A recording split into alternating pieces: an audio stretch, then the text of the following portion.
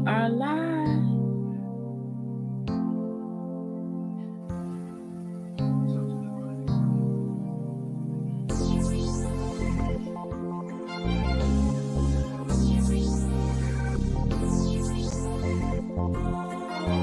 Nyght ride on the track.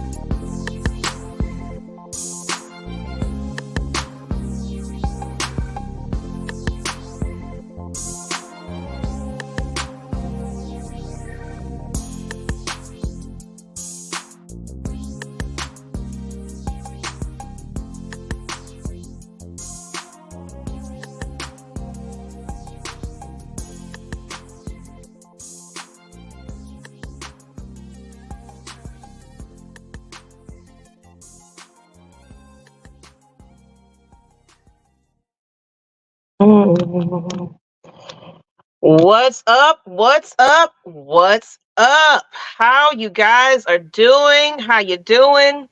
We just wanted to give y'all a little time to get up in here. We're excited to have you. What's up, ATL Leo? Go ahead and put this out there, share it out, get everybody in here to talk about this because it's a week delayed, but it's never too late to talk about some certain things we're gonna get into today. As we're twinning today again. You know, with the white and the dreads and things like that, a little twist. Yeah. Yes, we're going to be twinning it up every single episode, so don't be surprised on what we're going to have on. So let's go ahead and just first say hey to the audience. We see ATL. Leah, once again, hey, ladies. We got Pam. What's going on, Pam? If you in the chat, go ahead and just give us a hello. I know it takes a minute for everybody to realize that we're on. Champagne Confessions is on, you know. For those that are here, we appreciate you. Click that like button, subscribe if you haven't already. And we're going to get right into it. So, let's go. Hey, Miss Pam. What's up, Miss Pam? In case you guys, of course, you know, if you're under a rock and you don't know who we are Champagne Confessions. As you can see, we have our champagne because, you know, it's going to get a little interesting. Just a little stuff to talk about. We got some stuff to talk about. Hey, Miss Maggie and Kai. Hey, Miss Lady. Look, we want some of the ladies on with us when y'all get a chance. The StreamYard is in the chat. Go grab the ladies, Pam. Miss Pam. Yes. I would love to have them on. So, let's go ahead. We got to get into a little bit of first starting off, just a little bit of my mental space motivation. We start the time off with that because, you know, no matter what your day was, everything else, you know, you always got to start it off with a little my mental space motivations. And as you know, it's building a community of hope and togetherness. Community health and togetherness. So let's go ahead and get into this quote. And let me move well, you can see it right there. You want to get that, Kai? That you so gracefully picked it out. Why not? All right, people, let's read along, okay? Because we're going to take these words in, take this segment in as to just, you know, grasp some good affirmations. So just take it all in, take a deep breath, and let's go, okay? So when life gives you 100 reasons to break down and cry. And we all know what that's like. Mm-hmm. Show life that you have a million reasons, okay? A million reasons to smile and laugh. Stay strong, y'all. We can do this. Mm. Okay? And I like that, Kai, because shoot, I want to say last week was a challenge for me. Mm-hmm. Sitting there in the dark and just had nothing, you just had nothing but your thoughts and everything. It was like,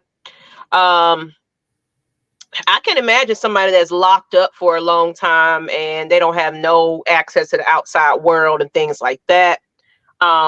I had nothing but my thoughts and, things. So I was sitting there analyzing everything. I pretty much got in my feelings about some things. Mm-hmm. Memory started coming back. It's just been, it's been a rough couple of months starting into the new year. It seems like, I lost someone. We actually celebrating her life this Sunday, actually. She took her, we don't know what it was, but they found her somewhere in a party, and we think that it was possibly an overdose. And I think I mentioned that on the last episode. So, but from what I know is she was sad. She was, was reaching out to people to speak out. But drugs was her, coping, and yeah. So I just think that along with her being, I guess, ill, the combination of that together is like, there are reasons to break down and cry. But you have to keep pushing. You have to keep moving. A lot of times we're like looking for people to support us, and I wish somebody was there for me. But a lot of times, even if you don't have that person, seek help. Talk to unbiased people. They don't have to know that you're going to get guidance, and you don't put yourself into a mental facility to get some type of one-on-one treatment. You're not alone out there. There's so many people that's going through so many things right now with this finances. Mental health is at an all-time high since COVID. There's not a lot of social engagements anymore. So it's like, it's a lot of awkward socialness and fitting in, and I gotta look like this Instagram model, and I gotta, it's a lot of false makeup and yeah, you know what I mean? So yep. Like ATL Leah said, true. I was about to go to jail last week for about attempted murder in front of everyone on Mark. So, and I talked to him that day. Well, a little later on. Sometimes we do let the best of our emotions get to us. I know mine can be a little bit extreme at times itself. So, but I've learned that I have PTSD from trauma. Some people say I might be a little bipolar, not diagnosed, but there's a couple of people that don't mention that, pointing it out, because I'll have I'm here, then I'm here. And I'm, for that very moment. Then I'm right back to, hey, how's it going? I'm back to normal. So what you think about that, Kai? I know I'm rambling a little bit, but. No, you just giving your thoughts and your experience, that hits home, and it hits home for a lot of us. Now, going back to last week, real quick, ATL Leo, I need to call you and talk to you, because I just saw, it's been a little rough. I need to call you because I saw where you was trying to reach out to me too, and I don't like that when I miss. So I'm sorry about that, honey. And I think when he called me, I might have been laying down. Too. So I did reach back to him. Okay. And just remember, guys, look, this is what we are. We are my mental space coaches. And if you ever just feel the need that you need to reach out and speak to us and everything like that, we're open. Just give us ample notice, because of course we're just, we got everything in the world going on. So if you can find us in the Discord, I think the Discord is on the link in the chat. I mean, not in the chat, but on the description. Find us in the Discord. Join it. Message us privately, and let us set up a time to speak to you. There are some things that we'll talk about later on, but controlling your emotions is It's a big thing. Oh, I was gonna say, going back to last week real quick, right before the show, I had a very serious moment. Like I felt like my cry, and it was like a cry for help. I was just breaking down. Like I just didn't like the way I was feeling in the inside. But like she's, like that quote said, we have a million other reasons. And I'm gonna tell you that night, I mean, I left it at that. Went on with the show because Maggie was like, we don't have to do the show if you. And I'm like, no. I need to get this together right now, Maggie. I need to be able to process this now and get through it because I need to be over this. And that's when I cried. And I'm glad I cried like that and got it out, because you were like, you weren't looking shocked, but you was kind of looking like, I guess I don't think I need to say anything right now. Just let you have your moment. Because what can you say? And I just needed to be done with that. But yeah, it's y'all, you gotta lean on your support system. We gotta get out of that. We don't want anybody to know it's I get it. We all get that. But let's try to practice, we've been hiding for so long and so many years, and that's what we're accustomed to. Let's kind of break that a little bit, and you know what I mean? Just reach out when you need that support, you need that help, because you're not allowing yourself to get better in that moment. You're not allowing yourself to be free. You're keeping it in. You know what I mean? So let's try it. Let's get, we need that help. Let's ask for that help. Let's stop being ashamed. We have to talk about it more so that we can all become comfortable with it. You know what I'm saying? You're right. You're right. Because me and Kai is one in the same. That we do hold a lot in. To the point where it's like, she's crying me. I'm crying to her. Oh my God, the day was just, or I get distant or she gets distant, and but one thing I do like, anybody listen to Jill Scott's podcast. What she said she did, it's a panel of women. What's up, J-Rob? It's a panel of women. What they do right before it is like an emotional mental health session right before their airing of their, they record. Yeah, right. They meditate. They talk about their feelings that day, and they hug or embrace and just kind of get through it. So I think that's what we were having last week. It was just like Kai just needed a moment to get through it, and that's what we and her promise to ourselves. It's like we gotta, even if we don't talk all the time, we got to communicate at least. We got, let's get the show together, but we also need time to kind of like just get it out there. Like, this is what happened to me today. Let me get this out because it's overwhelming. It's so much right now. So we check each other on our mental health, because, she'll know when I'm not doing well. I know when she's like, you okay, Kai? We can feel it. Yeah, you can feel it. It's like, hey, what you all right? You need to talk. I know we ain't talk in a couple of days, but obviously our time to check in with one another. So, and that's what we promise to each other. Like, we're never like, after that crap she pulled the year before, and I pulled some stuff a little late last year. Yeah, we kind of had our little. We weren't fighting, but it was kind of like, I'm not freaking about to hold back how I'm feeling right now. You made me feel this type of way. You made me feel this type of way. Don't do that to me. Don't do that to me. Don't okay. And it was this miscommunication, us just going through shit at the same time. By the way, I have something to celebrate, and I'm officially, I don't close my chapter.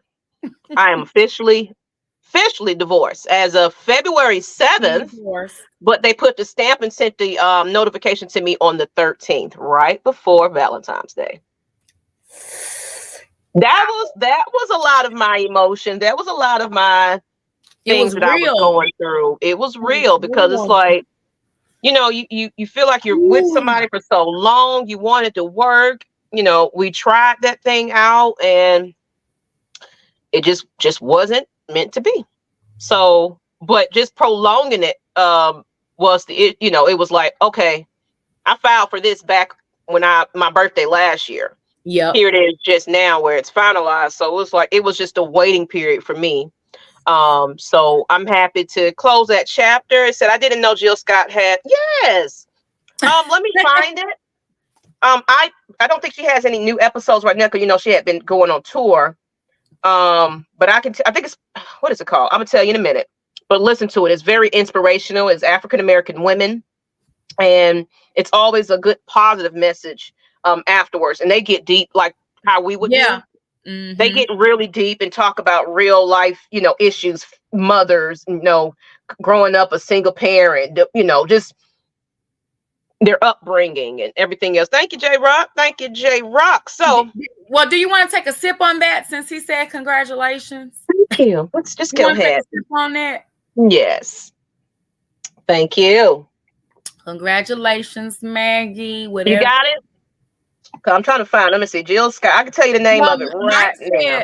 Mike said he'll send it to her. So okay. I just don't want it is Jill oh,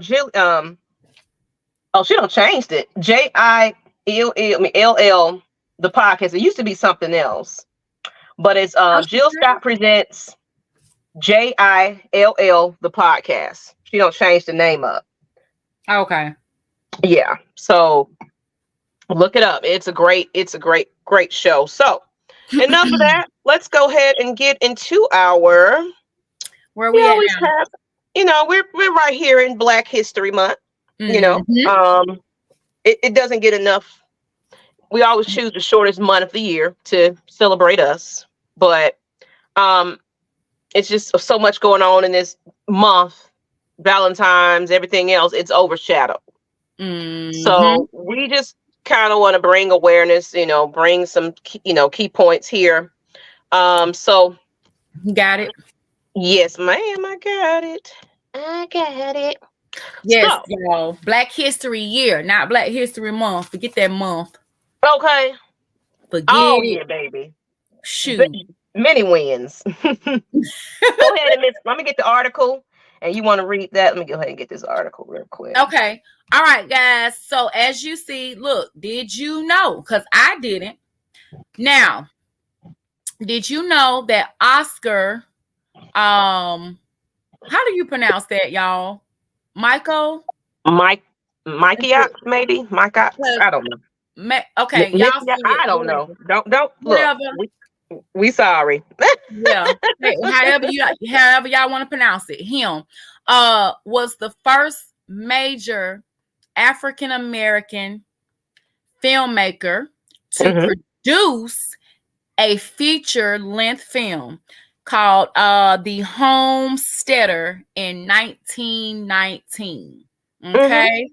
So we're trying to get out things that a lot of us may not know, different people. We all know about Martin Luther King, Malcolm X, and these other very well-known leaders. So we're just trying to shine some light on people that we may not be familiar with. Yeah, not the ones that may not be, the main ones they pick to choose and talk about in your history books, in classrooms and things like that. So we just want to bring, attention to some late greats that also, pioneered a lot of the entertainment industry, which is kind of fitting to our conversations today. But he was an American author, film director, and independent producer of more than 44 films. Although the short-lived Lincoln Motion Picture Company was the first movie company owned and controlled by Black filmmakers, Oscar is regarded as the first major African-American feature filmmaker, a prominent producer of race films, and has been described as the most successful African-American filmmaker of the first half of the 20th century. He produced both silent films and sound films. Let's see here. Let's see some of his films he kind of produced here. The Homesteader. He's done Baptiste sacrificed love to a key symbol for his fellow African Americans. So it's just everything was around the revolution. You know, how white women were portrayed in that time, and it was just, you know, how they were overhyped. You know, the Hollywood was all white, you know, so he's like, he wanted to showcase African Americans in a different light, you know, that they don't get a lot of shine unless they're, you know, painting their face a certain color. They got their lips, you know, pink, and they looking like a certain thing on camera. So he wanted to, you know, just put them into a light of positive. Black excellence. Positive. Yeah. So, you know, shout out to him. If anybody want to look up his story, look at some of his films. I think that's you know, a definitely it's people don't realize there's so many things that's been invented, created by us that gets overshadowed and things like that. Even still, like the Oscars. Right. You know, it's still the first ever, the first this, the first that. We're still up against that right now. And it seems like a lot of the times we get nominated is when it's slave movies or, you know, portrayed ghetto or just in a negative light. We're always portrayed to look like that, like we cause problems, and that's all we're about. And I don't know about y'all, but I'm tired of that. I'm tired of seeing. We got a special guest in the house. It's perfect timing for our next one. So once we finish with this topic, let's, you know, we'll go into the next part of our juiciness. So, and this is right on time for this guest in the hour is coming up soon. Yeah, I'll probably know her face soon. But so and I have the article. You got the article? Okay. I got it pulled up. But you lead us in it. We're gonna definitely go ahead and, you know what? So, like, definitely everybody, it's Black History Month is not over. So make sure you just, you know, highlight some things, share some things, go to some of these parades and things that's going on.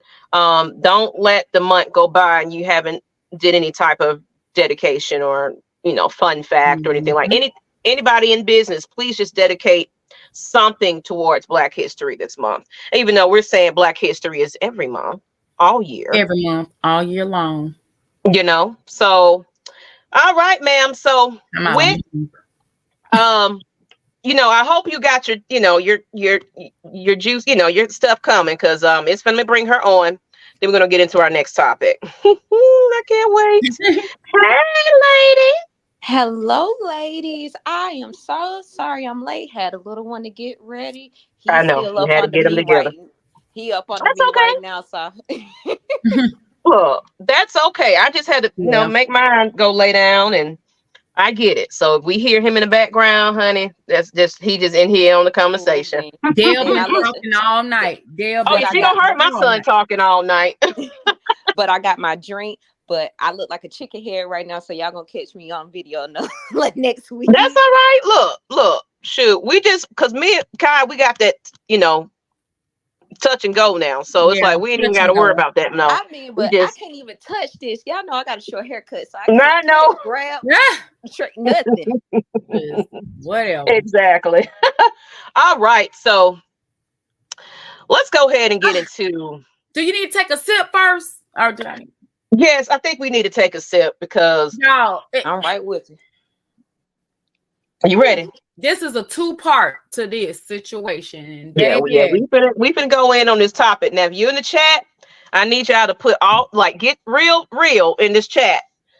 What you feel, because we're gonna ask you that question. You know, we got a question to ask you once we reveal the hot topic. For years, we're just getting y'all prepared. Okay, you ready to take that sip on it? Yeah. All right. So, the hot topic of the day. Let's go ahead and put up a picture. Put it up. Hurry up. Put it up. Just to give you a feel of what this conversation is about. Ooh. Well, so I know last week. This ain't even the juicy part. Yeah. Last week, things happened. I had no power on the day of airtime, people. So I was in here in the dark. And I was like, I'm gonna go on, but then again, of course, I ain't had no battery. I was like, nah, I don't want my stuff, and Kai be up here stuck, wondering what's going on. And I can't tell it. My phone dead, yeah. Right. But this is the hot topic, people. And I'm gonna ask a question, and then we'll get into, what we feel and everything else. So I want to see your comments, and then of course, you can definitely chime in on this one. I'm ready.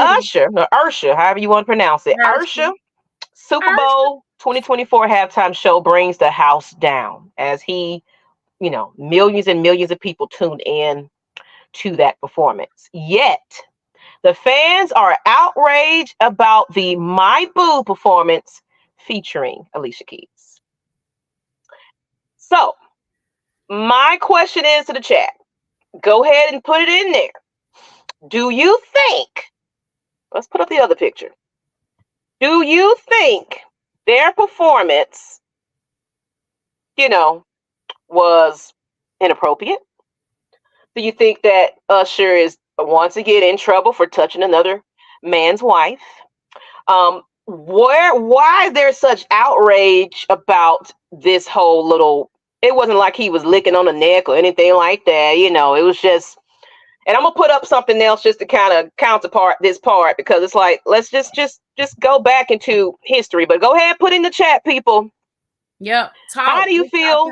Are you mad and upset about Alicia Keys and Usher hugging on stage, and he grabbing a little bit of her hip, and now I'm gonna let y'all get that chat in, but let's just kind of look at this picture right here. Where is it? Oh gosh, I didn't have that one on there anymore. But there's a picture that I thought we had in our pictures things, but it's when they basically had the My Boo video shoot. Mm-hmm. Same thing though.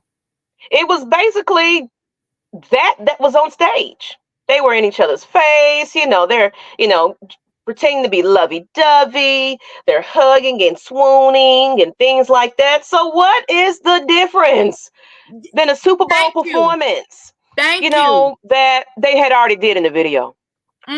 So let's see. I said, I don't know about y'all, but I know about us, and it's the only way we know how. Not the lyrics. So, Whit, since you are here today, were you upset about Usher? Let me get into that picture I found as well. But let us know how you felt about that performance. Were you so upset, that he was messing up a happy home, or what was your thoughts on it, Miss Lady? I think of it like this. If you're there, I know you probably got your little man in the background. So yeah. If you're not able to talk, just chime in when you can. We understand. Okay, hear me? So yeah, can you hear me now? Since I can't hear Kai, Maggie, Kai, can you hear me? How do you feel I can hear you, Maggie. Yeah, I'm about to say I'm right here. Something going on with you. Hold on. I can hear you now. My bad. Oh, you can? Okay. I don't know what happened. So was Whit talking? Because I don't know why my volume went down. I was talking. She was talking. Snap. Let me come in and come out. Y'all go ahead and get that going. Let me come in and come out. Mr. UHHER. Okay, go ahead. With. But yeah, I'm not mad at him. If Swiss Beats ain't mad at him, and that's the husband, why the hell is anybody else mad at him? They are performers. Because they don't exactly. They're performers and they're artists. That's acting.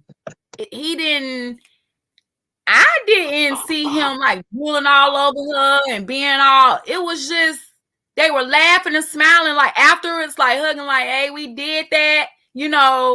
Excited for you, my brother, my sister, whatever. Exactly. They're performers. They're artists. What's wrong? It's like people try to find something to nitpick at with every Super Bowl performance and what's going on. But I think a lot of people made more emphasis on it because of the situation that happened with Keke Palmer. Good point.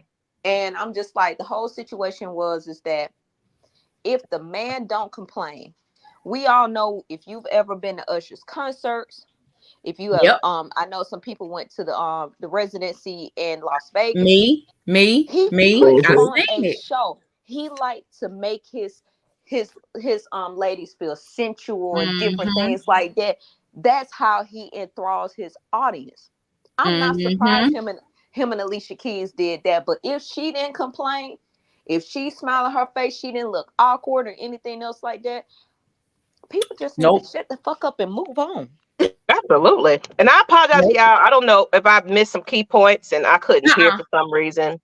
You know, it said story is fake outrage. Absolutely. It's just the whole like it was one chat I had shared where this dude was just like, Usher's always breaking up a happy home. Like, when? What happy home? I was like, then Kiki already let it know she wasn't happy. It was staying for the baby, the whole situation. I said, if a dance or a song is enough to break up your happy home, baby, you wasn't happy to begin with. Your foundation was there in the first place. And it was. If y'all noticed, when they broke up, all this stuff came out. They talked about abuse and all this stuff that was going on. So leave Usher name out of this mess.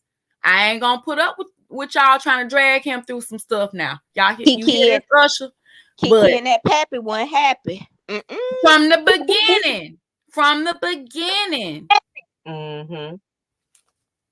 I see what's happening. Mike and them be doing these chat stuff and it's messing up my sound, y'all. So I apologize for you for that. But you good. I'm gonna come in and out again. But it's just like people like to start shit where shit ain't necessary. I gotta get used to not cussing on this platform. But they try to make this is crazy out of a molehill. Lord have mercy. So it's just ridiculous. Yeah, they just try to just take something and girl, they just want something to talk about. But I want Maggie to hurry up and get back in here because we have a part 2, guys. Oh yeah. So I'm sorry. It's just whenever they do that video chat Maggie, thing, it messes up my stuff. I'm good now. I'm good. So let's just kind of get to some of the comments here. I was doing it. I want her to come in so we can get to this part 2. You good? You don't see me? She here. Yeah. You good? I see her. Yeah, she see me. I see you now. I've been talking. Okay, yours might be delayed too. Okay. It says yours might be delayed. I try to be aware of here you go. Mike said, I try to be aware of the way I touch any woman. However, it's Hollywood. The man is an entertainer and being a ladies' man is a part of his character. It's not that deep. And you got to look at it like this. These are actresses and actors as well. It's like they have to perform. They have to put on a show. They have to sell it. So if she's over here, and he's way over there with distance in between them, like, well, they don't, then of course you get the narrative. They don't like each other. Oh, something must be with sweat speaks. And if husband is not outraged, what are y'all over there acting a fool about? A lot worse. We had the BC Boys come to Columbus a long time ago, did concerts, performed sex acts in front of teenagers, concerts goers. They went home complaining to parents, you know, so y'all selective outrage to something that wasn't even, I see she had her, you know, her cheeks hanging out. She over here look, you know, bent over and showing the world, and you know, she still on her. He grinded on her. She's still, of course, she can't help her curves and her hips and things like that. She look hella good. Both of them. She can't help. She's a beautiful woman, natural. I still felt it was very respectful. I did too. I didn't see nothing wrong with it. She didn't overexpose herself. Her bodysuit wasn't. They still covered her up, you know. So I felt that just people are just outraged for no reason. If you think your girl gonna just up and leave you for Usher in the middle of the night, you need to be in a padded cell somewhere. Instead, Usher got married on Valentine's Day. Like, yeah, married. No, it was before Valentine's Day. Oh, it was. But this is the part 2. Oh no, they got married on Superbowl. I don't know why I keep thinking that. This is the part 2. Matter of fact, I think I had a little conversation with Mike maybe a week or so about this too. Mike, I think I mentioned something about this. Part 2 to this. Okay, let's get into it because speaking of, Mr. Man got married on Valentine's Day, and no, it was before that. It was before, it was the Super Bowl. Yeah. It was the Super Bowl a little bit after that. So yeah. So we're gonna put these pictures up because there was a certain person that Usher decided, she wants to post up on his day of the Super Bowl. Her, of course, I don't, she probably did want to show love to her boo thing, but it was just so ironically, she waited for the right moment to post her post, and me and Kai have been kind of talking about this communication because there's a little article out there that actually came right after. Was it after he got married? It was right after he got married, and I got it right here, folks. Now, we're gonna try to get past this as quick as possible because these two right here on the screen, and Maggie, you can kind of flip through the pictures if you want to. Mm-hmm. I don't know if anyone in the chat is really familiar with their history, but baby, when I tell you these two, these are confessions. They got a hell of a yes, ma'am. Yes, ma'am. If y'all not familiar with their history, you better start digging up, honey, because it's about almost close to 20 years of history these people got. So here's some tea, guys. Mm-hmm. I'm just gonna let me get into this article, and this was Usher. Now, Usher did a whole full little thing with people, an interview about this. He brought this up. Okay.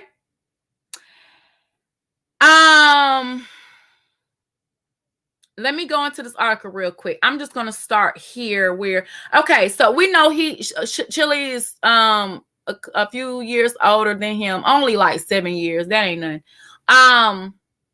It says right here, and I'm reading this is from People magazine. Mm-hmm. I was always charming the older ladies, he says. I got past I'm getting straight to it. So it was when he met Chili, who was 7 years his senior in 2001. If I am to be honest, I was her number one fan, and she was my superstar, he says, nodding to the lyrics of Superstar on Confessions, his blockbuster 2004 album. That was on heavy rotation amid the aftermath of their highly publicized relationship. Mm-hmm. Now, listen. At the age of 8, this is him talking. At the age of 8, I put her poster on my wall and said, man, that girl is so beautiful. One day I'm going to meet her. So she was probably about maybe 15 at the time. She was young. Her little career was getting started, but Usher was like falling right behind her. Mm-hmm. And he said, one day I'm gonna meet her. But and it says, I was a young man and she had very specific rules that didn't work for me. He said, we were missing each other. Now, when he says we were missing each other, if y'all don't know, last summer she came out and did an interview talking about him and how they broke up. They dated from 2001 to 2004, and they were like how they explained it. And y'all can see in the pictures how they are with each other. They were like so in love. He did not cheat on her. Guys. That was about Jermaine Dupri. That was not about them. And so when they broke up, she came and finally told last year now that she had just cut him off in 2019. They had been fooling around, kind of keeping things on the down low, kind of whatever, and seeing each other, because they couldn't let each other go. Okay. They couldn't let it. Now, that's them saying this now, not me. Now, y'all keep in mind why all of a sudden this stuff want to come out now. Okay? Yeah. Now, because he got married. He said, and he the one talking about it. And if y'all listen to his songs, and y'all just go listen, y'all tell me what y'all think, and y'all see for yourself. He said, I really did want to have a different type of relationship where she was there with me, and she couldn't be. She didn't believe that I was actually in love with her as much as I was. Even so, he says, I wanted to marry her. I proposed and she told me no. I went through a great deal of pain after that, not trusting women or wanting to open up, he admits. He said, I hurt her too, but the situation broke my heart. Yeah. Now, so it's kind of you got to look at the pattern right after that. Yep. What was going on with Usher right after that?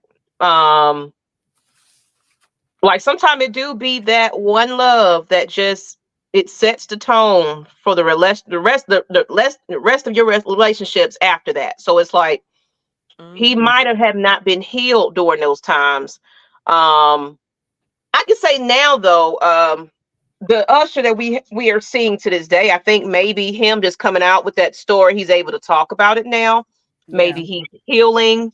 He's finally found somebody that he can love and truly care about, and he's getting married. So maybe it was just his open dialogue. Like, yeah, I went through some things, and shoot, Chili was the main reason. She was the one I wanted to marry, but yeah, we got to look at it like it's just a matter of their age difference might have played a factor. You know, Kielyn has an older child. And she probably had a lot more high expectations in that relationship. So it was just, it wasn't the right time. Yeah. But it makes you wonder if Usher had, they worked out. Do you think they would have been that power couple? I think timing. Yeah. I don't see that happening then. He was too young. Now it's not like the age, it matters. Then when you look at, okay, he was 14, 15, and she was 21, it's kind of like, and then her career was already, and he's this attractive young guy, and he's coming out all these, like he said, he wanted her there. He wanted to go through his growing up and everything, but still, he was like, he wanted her. He did not want to let that girl go. And I'm gonna be honest, he ain't over her, and she's not over him. What you got on that, Wit? I actually have a different perspective, because I mean, looking at the whole TLC story and seeing how enthralled and how in love she was with Dallas Austin, that might have shook her core in what he put her through. And she can't reciprocate what Usher doing, and him being younger, him being a superstar, him having these women. You could be right. She couldn't accept Dallas was a producer. So it's just like, if the producer were doing all this shit, what about the artist? And I'm seeing all this stuff like that. And Chili, even seeing her in the reality TV show she done, Chili is hard fucking work. She a vegan and all this. She got to do all this shit like that. Like, she is cuckoo a little bit. So, I mean, not to say that she's crazy, but I mean, that's a lot for anybody to take in. I just think that it's a twin flame situation where it's that connection, that love. Is like, you see each other. It's that lust, that sex, and everything else like that. But it's just not meant to be, and it's just not. Yeah, and and it's something me and Kyle were talking about. She openly admitted that she's, extremely emotional. Yeah. And it could have been steered from her previous relationship and everything like that. So she doesn't know how to accept someone actually loving her. So it's like she's blocking it. It's like, you can't love me right now. All men are like this, especially in the industry. I don't believe you. But then at the same time, it's always three sides to a story. It's her story, his story, and the truth. So we don't know what went on behind closed doors for her to say, no, I just can't. It could have been things that he presented. It might have been where she just felt, like you said, not emotionally ready for this. So it could be anything at this point. She probably has some trust issues because of her previous relationship with Dallas, like you did mention that. So yeah, definitely. I agree to that. I agree to that. And she said it.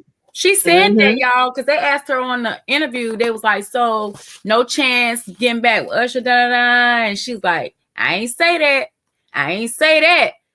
And he said, "Oh, you looking at your watch?" He said, "Timing." She said, "Yeah, timing. I'm just looking at my watch. You know, it's kind of like timing." She said she had a lot of baggage going into it too, because he was getting ready to adopt their son, her and Dallas' son. If y'all back in the day, he was always with that boy. He was at the graduations. He was there. He was there. He was there. He was there. His mom would babysit, like if he wanted to take her on a special date or something like that.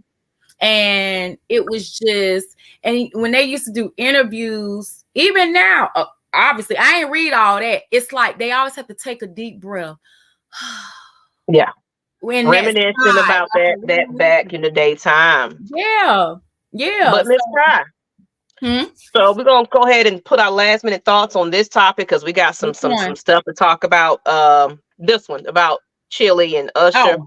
Because we got some key points that, like, the purpose of this episode is what we want to kind of highlight in a moment, because we're going in, so last minute thoughts on this one, then we're gonna go ahead and get into the next one, because it's getting real out there. It's definitely getting real out there, especially with social media. So what you got the last minute thoughts on this Usher and just outrage? He got a tour coming out. Which we trying to go to the concert. Yeah, we're trying to go to the concert. Watch him perform, guys. I know. We're trying to go. So I think he's just having his greatest moments at the right time right about now. He is. And me, with all of this going on,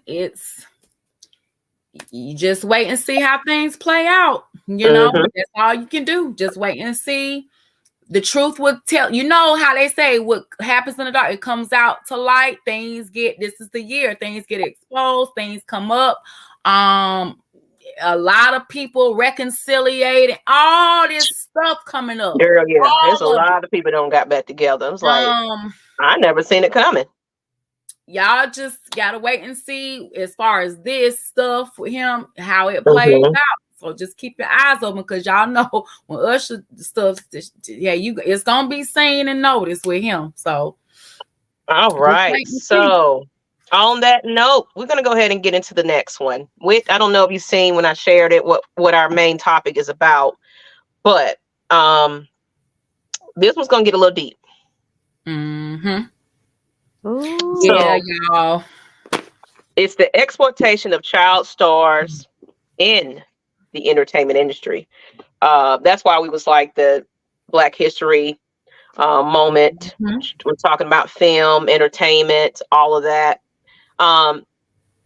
This part of the conversation rarely happens. Yeah. It's still kind of thrown under the rug.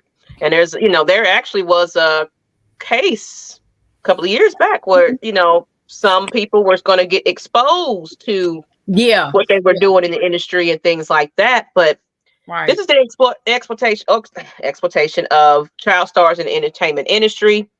If you guys got any feedback on this one, we just kind of want to get into this one because I'm going to put up this picture just to kind of get this conversation started.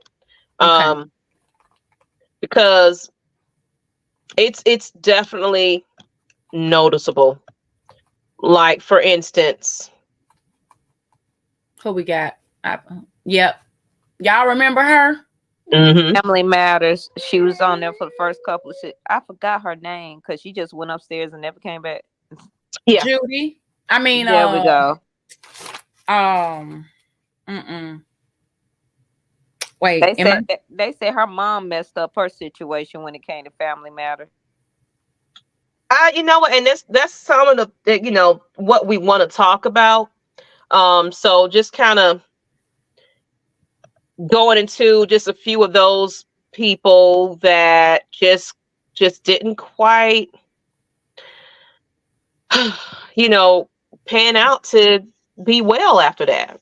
It's a lot that they were exposed to prematurely.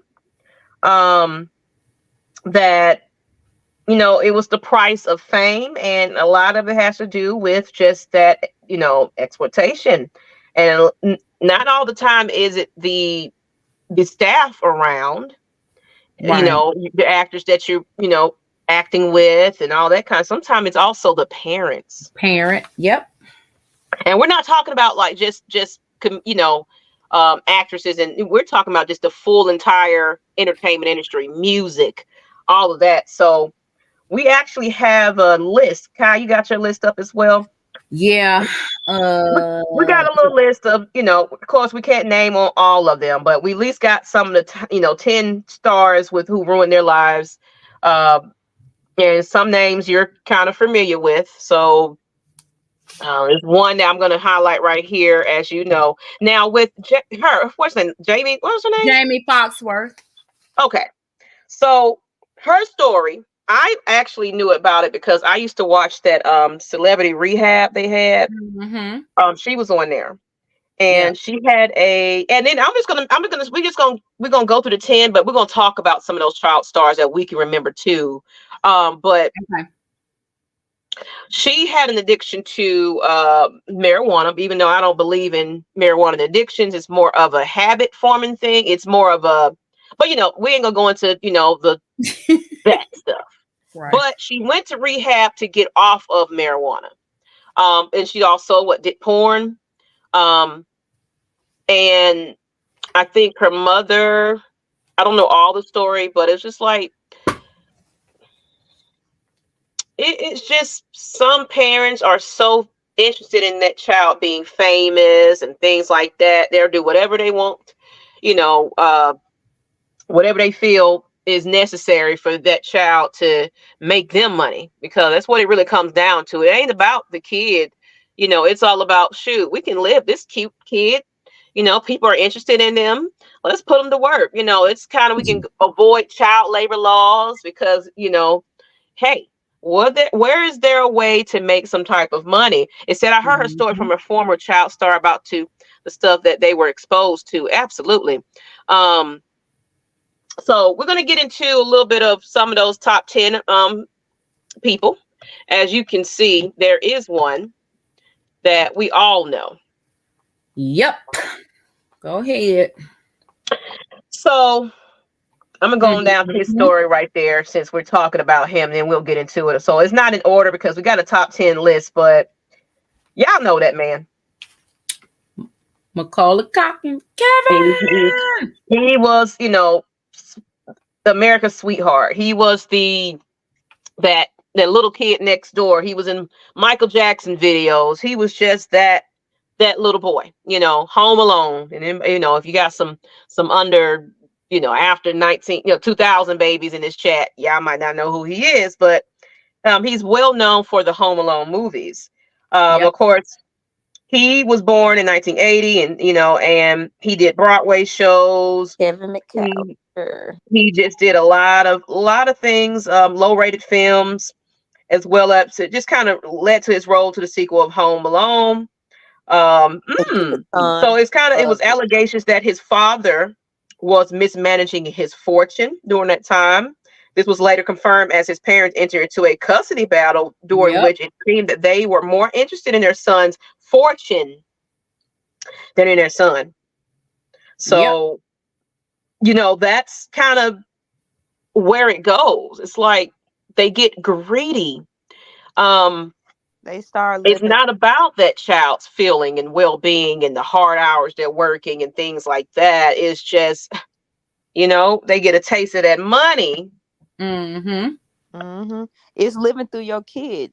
It's the fact that it's the fame. You're getting invited places. You're getting to do stuff, and you get all this money. You become addicted to it, and your child no longer becomes your child.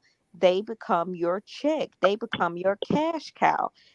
And it's unfortunate because a lot of these kids end up being susceptible into drugs, alcohol, end up getting screwed over, stuff like that. I mean, you could go into who else a child star said then got screwed over. It's Britney Spears. Well, we're gonna get into. We got a little list. We got a little list of not all of them. Of course, we can't name all of them, but we do have a little list to kind of highlight some of those people, and then we can go into it. So, we already said, the number one sweetheart there, but let's go into number 2 on the list. We got Aaron Carter. Aaron Carter. He was the brother of Nick Carter. He passed away, right? Yep. That was was it last year? Last year. It was a drug overdose. I think it was like, let's see. It just kind of says here that you got something on him. Yeah, it said, I'm just going through that top 10 list. It said at the age of 7, Aaron began as a lead singer for the band Dead End. So just kind of early. You're a lead singer in a band trying to follow behind your brother's steps. And, he got a record contract. It just said he was, he was in Lizzie McGuire, a Teenage Witch, Seven Heaven. So his music career opened up a lot of doors for him, and as well as he already had a famous brother that he had to live behind. The parents was like, oh shoot, this kid is doing whatever, let's go ahead and put him in there. Right. But what this led up to is Carter was arrested for speeding and found marijuana in his car. He became addicted to Xanax, which had him using to relieve his anxiety. So he had a lot of anxiety.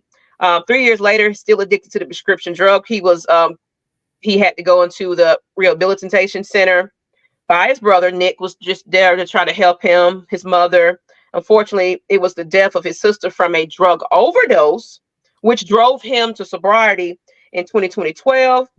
But it's just, he started filing for bankruptcy then. So at that time, there's just so much going on with these celebrities. It's just like they grow up and not able to just really be a child. But this, and doesn't it say he's now clean and back on track financially? Is this I thought, who was the one that passed away then? Because this is an old story. Then Carter did pass. He did. So this is the old articles.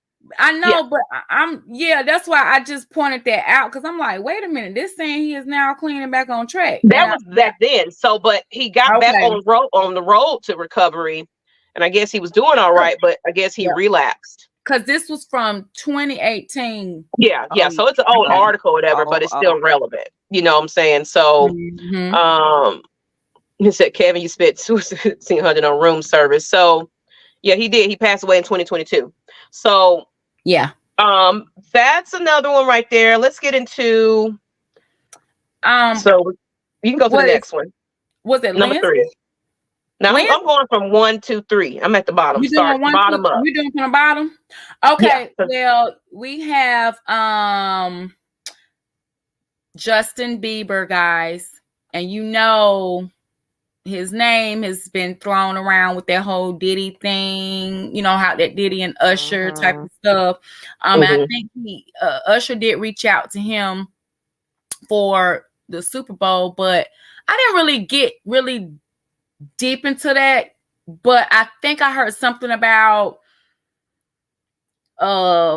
he wasn't ready for that yet or something. I'm not sure what happened there with the Super Bowl. He just wasn't ready for that.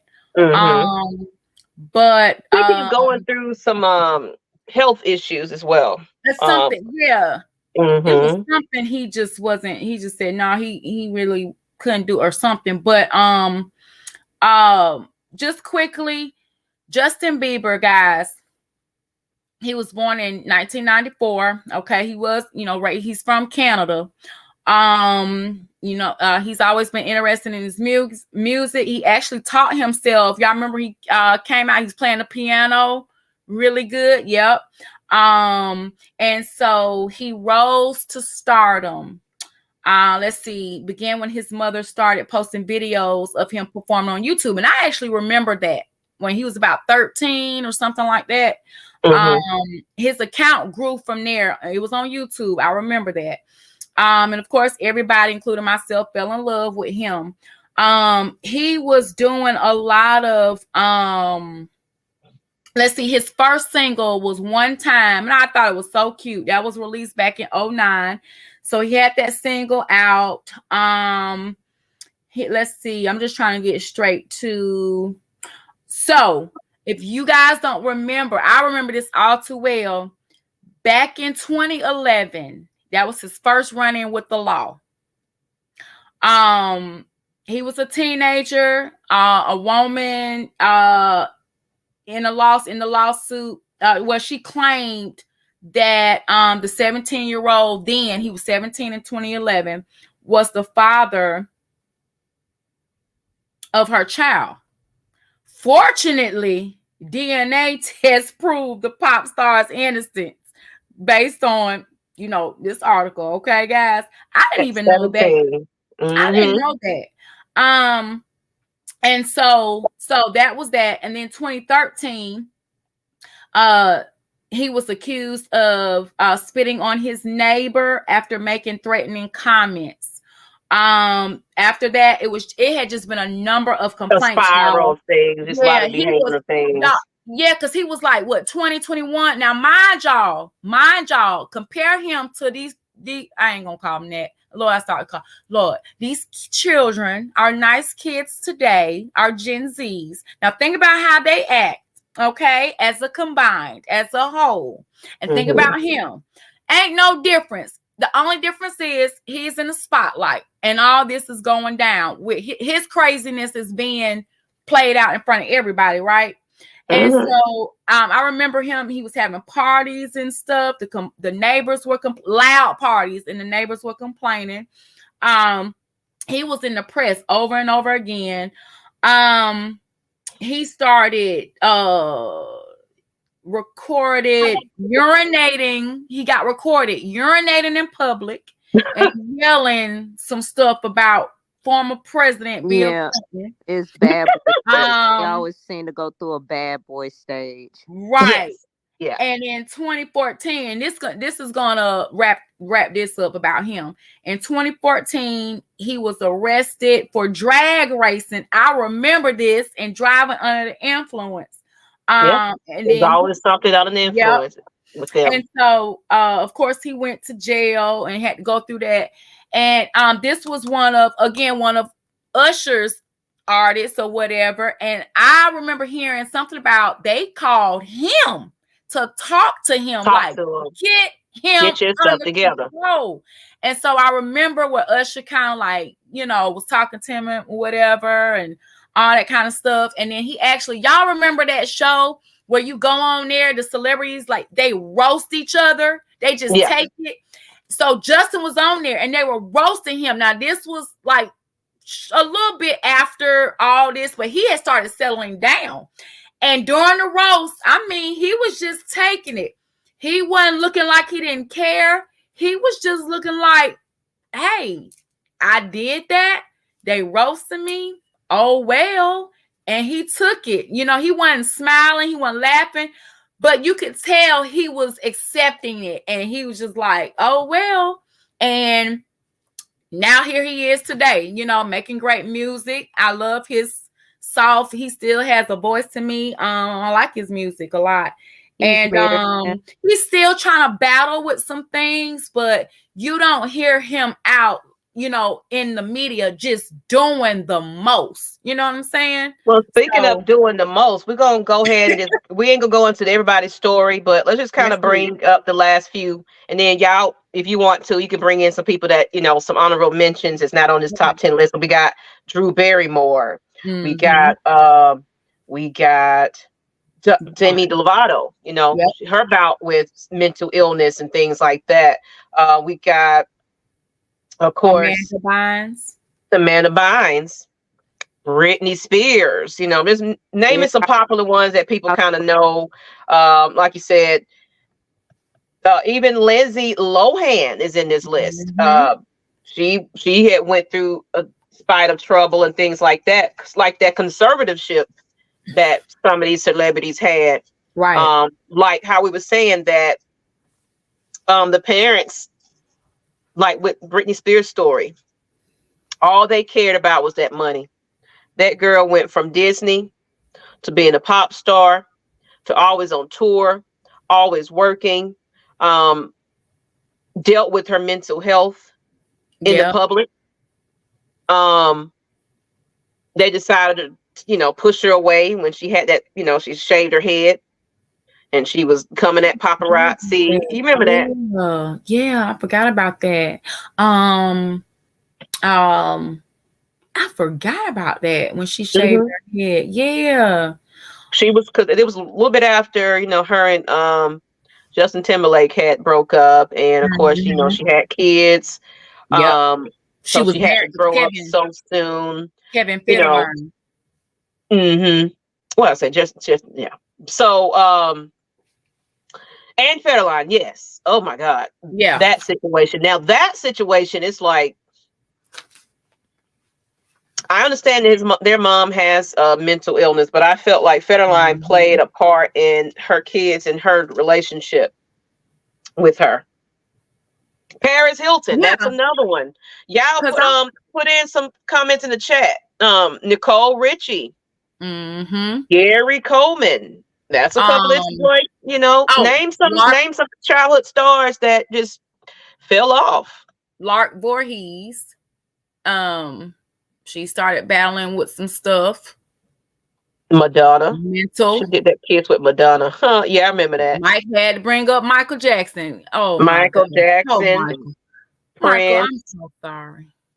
Michael Jackson. And then Whitney, we're gonna let you speak. I know we've been talking a lot. I think Michael Jackson just didn't have the opportunity to be a child as well. And I think that affected his mental psyche of how old he felt he was, or he was making up for what he didn't have. So, he had the big amusement park in his, at his home. He was like a big kid, of course, all the accusations that came out. It was a lot of people money hungry, even if he was maybe a child at heart, sometimes that does happen where some people are just kind of feel like I'm a big kid and nothing else that you can do about that. So he might have just had an innocent way about himself, but as a grown man, children spending the night with you, sleeping in the bed with you, that type of thing. Now we ain't gonna go too deep in that conversation because that can go in. Yeah, don't start. But you just gotta look at his mental psyche, as a child, what he was exposed to, the beating from his father, being in, like, if y'all ever watched a movie, they was in like strip clubs where he's seeing naked women, or brothers in the bedroom screwing women in front of him, and he's just like, no, I don't want to see this. I'm a child. This is too much for me. So I think he was just not extremely mature. He didn't age, like he should have. He didn't develop that way. What you got to say on that? Does anybody want to mention about, childhood star? Because it's another one I didn't mention. But it's a lot of them. And she did. Go ahead. She might have she might not be here right now. So she's on mute right now. So Orlando. Oh, Orlando. Green. What's the last name? Green? Brown. Green. Oh, I went to school with that. Oh, sorry, y'all. Okay. River Phoenix. Yeah. Oh, yeah. Yep. A lot of them.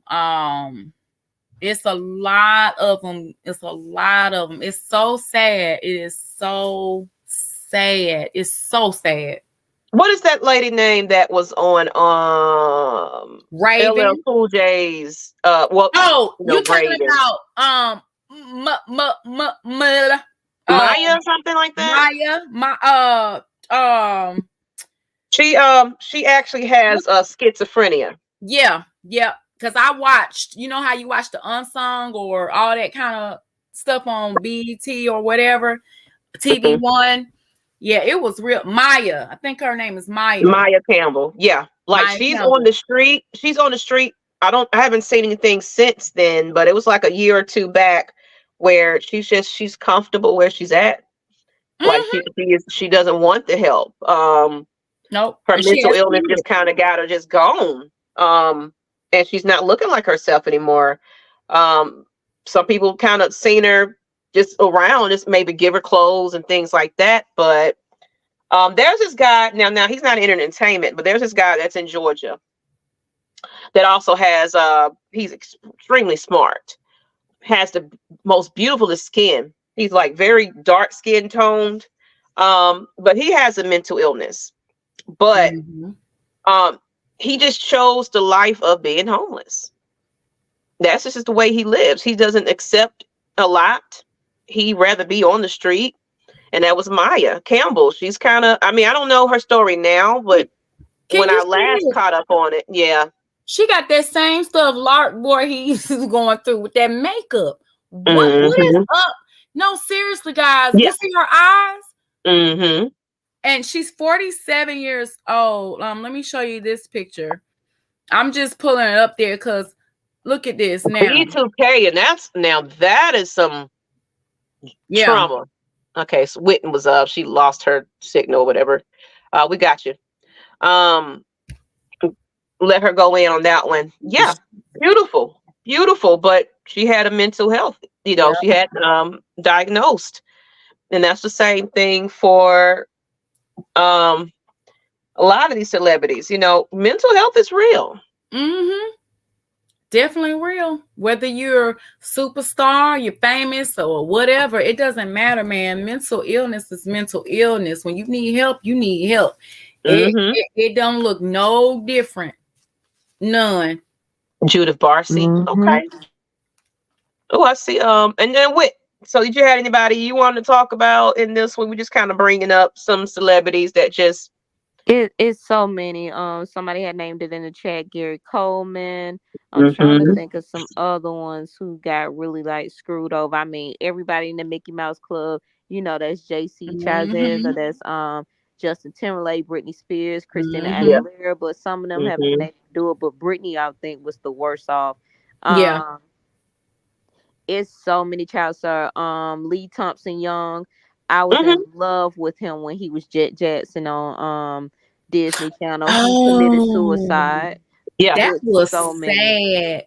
Y'all remember how that happened though? How he was dressed in all white and they saw him walking around. Yep, he was dressed in all white. He was just walking around and then that was.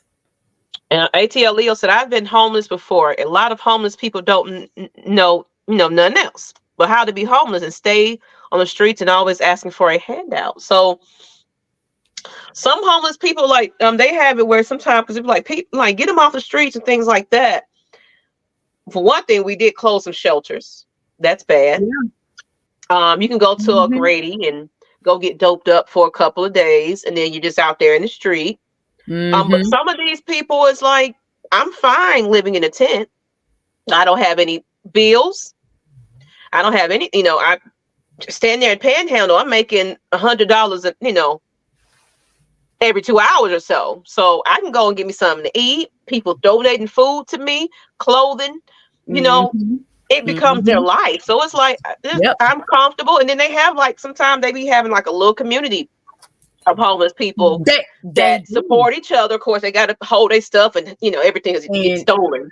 So they got to wear everything and have everything. But it's like a family out there. So it's like we can always help people, but don't feel hurt if they don't accept it. Because you got to look at some of these are mental illnesses, drugs, alcohol, and just some of them just like, I'm better off living like this. But you know what? Even with that community, when you said a community, even I remember just if I'm driving, what is that? I can't think of it. It's where you kind of go the back way where the stadium is to get on that highway. I don't know. And it's like that when you go under the bridge where you see all the homeless people under there. And I remember being at that light, stopping right there. And first of all, they have all their stuff. It looks sad. It makes you just hurt when you see it. But then I saw a couple of them fighting. They got into this fight and they were up in that thing and they were rolling down. They were fighting. I'm talking about fighting. I was so scared. I was like, Light, please change. Because I gotta go. Because it was crazy. I hadn't seen nothing like it. But it's just the fact that, first of all, it's unsafe to be out there in those streets like that. They're fighting. They're trying to protect what's theirs. Even though they're surviving. It's like, well, this is mine. This is mine. This is mine. They was fighting about something. But my thing is, I always question. I know it's easier said than done, but it's like, what can you do? You know, where can they go? It's and what I'm gonna say, because I know we was talking about celebrities, but I did want to get into this topic because, like we said, it can be anybody. The economy right now, sky high. It's so many more homeless people in their sane mind out there because the cost of living is going up, but the wages are not going up. Nope. These resources. I just went to the grocery store to get some. I made some enchiladas like the night before. I'm waiting. And it was like ridiculously on just the littlest things I was picking up. Cheese, this, that, meat, this, that. $80. But it was too expensive. And it's like, and you're supposed to feed for one thing, they say I make too much for food stamps. You know what I'm saying? But that's all I'm spending my money on. Food, bills, lights. Their school expenses now, because now we got to supply the teachers with products and supplies and just being a single parent right now. I had to literally pick up a second job, and I'm actually looking for my second job again because the one I was at, it was just getting too cold and they took away my source of being warm. I couldn't imagine what a homeless person was out there. I'm in the coat, standing out here like this, trying to make a way. So it's like, I don't poke fun at homeless people because it's like everybody is one paycheck away from being on that street. It's a lot of people. Yeah. I'm telling y'all, better stop fooling around and joking around and laughing at these people. Like, look, it is getting ridiculous. It's Nyght Ryder said he could have been there. Absolutely. $80 back then, it would fill your house up. Yeah. Shh. You didn't even need $80 to fill your cup for the month. I'm talking about driving everywhere. Everything. That is a fact. Everything. You can't catch a break. We can't catch a break. Damn. The kids need snacks. Like you said, you let's not even talk about extracurricular activity. You know what I mean? Yeah. It's just too freaking expensive. Half the time, I don't even see how it's being done. Sometimes we look back and say, how we even? I don't know, because it's so darn expensive out here. You know what I mean? That's why I don't know, man. That's why this a whole other conversation. Never mind. This topic hits home for me because, like I said, we have a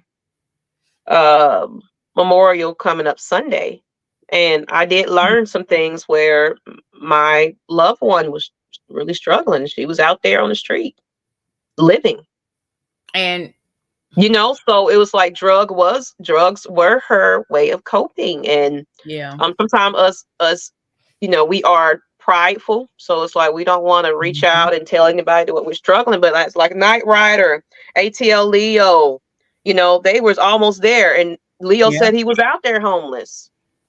See, that's sad.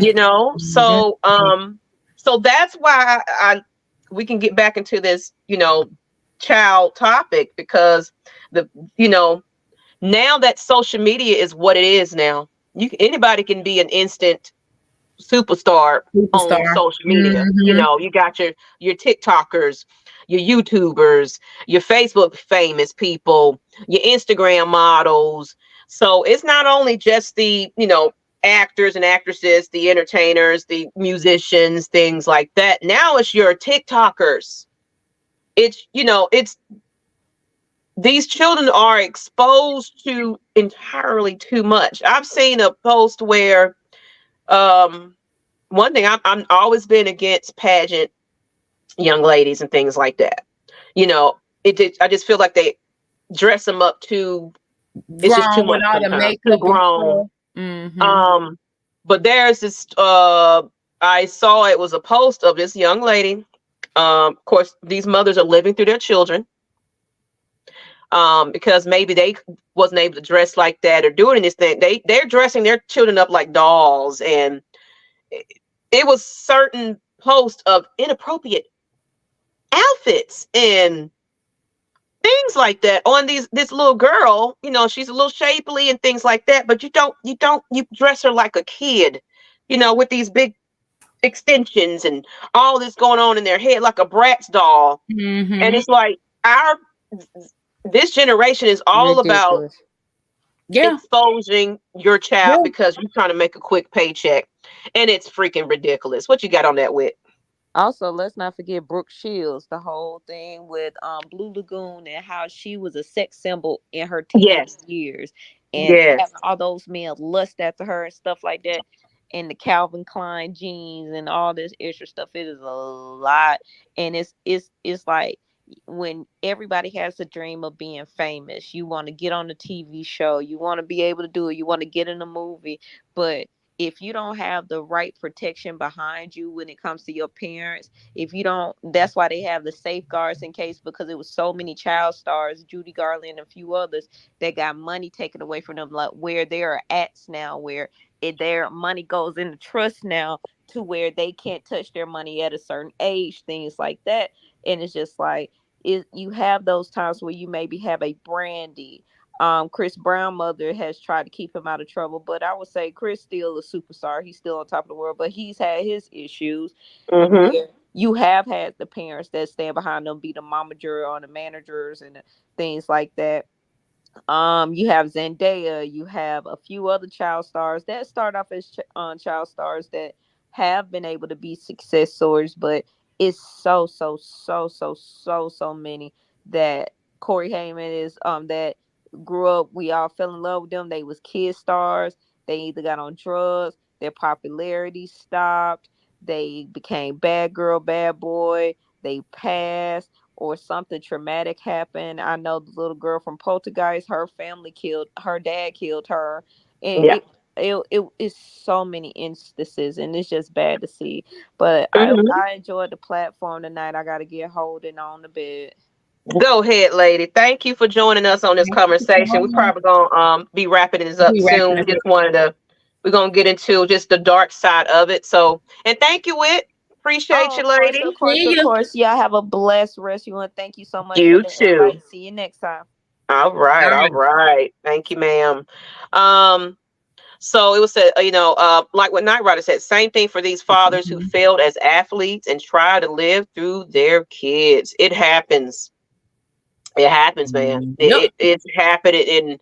And somebody mentioned B2K.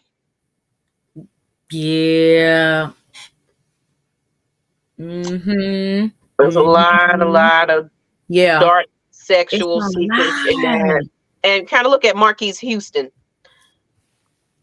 And some of these celebrities, Elvis, R. Kelly, that Jay-Z.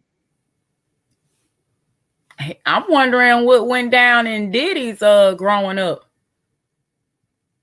It's like grooming these young ladies.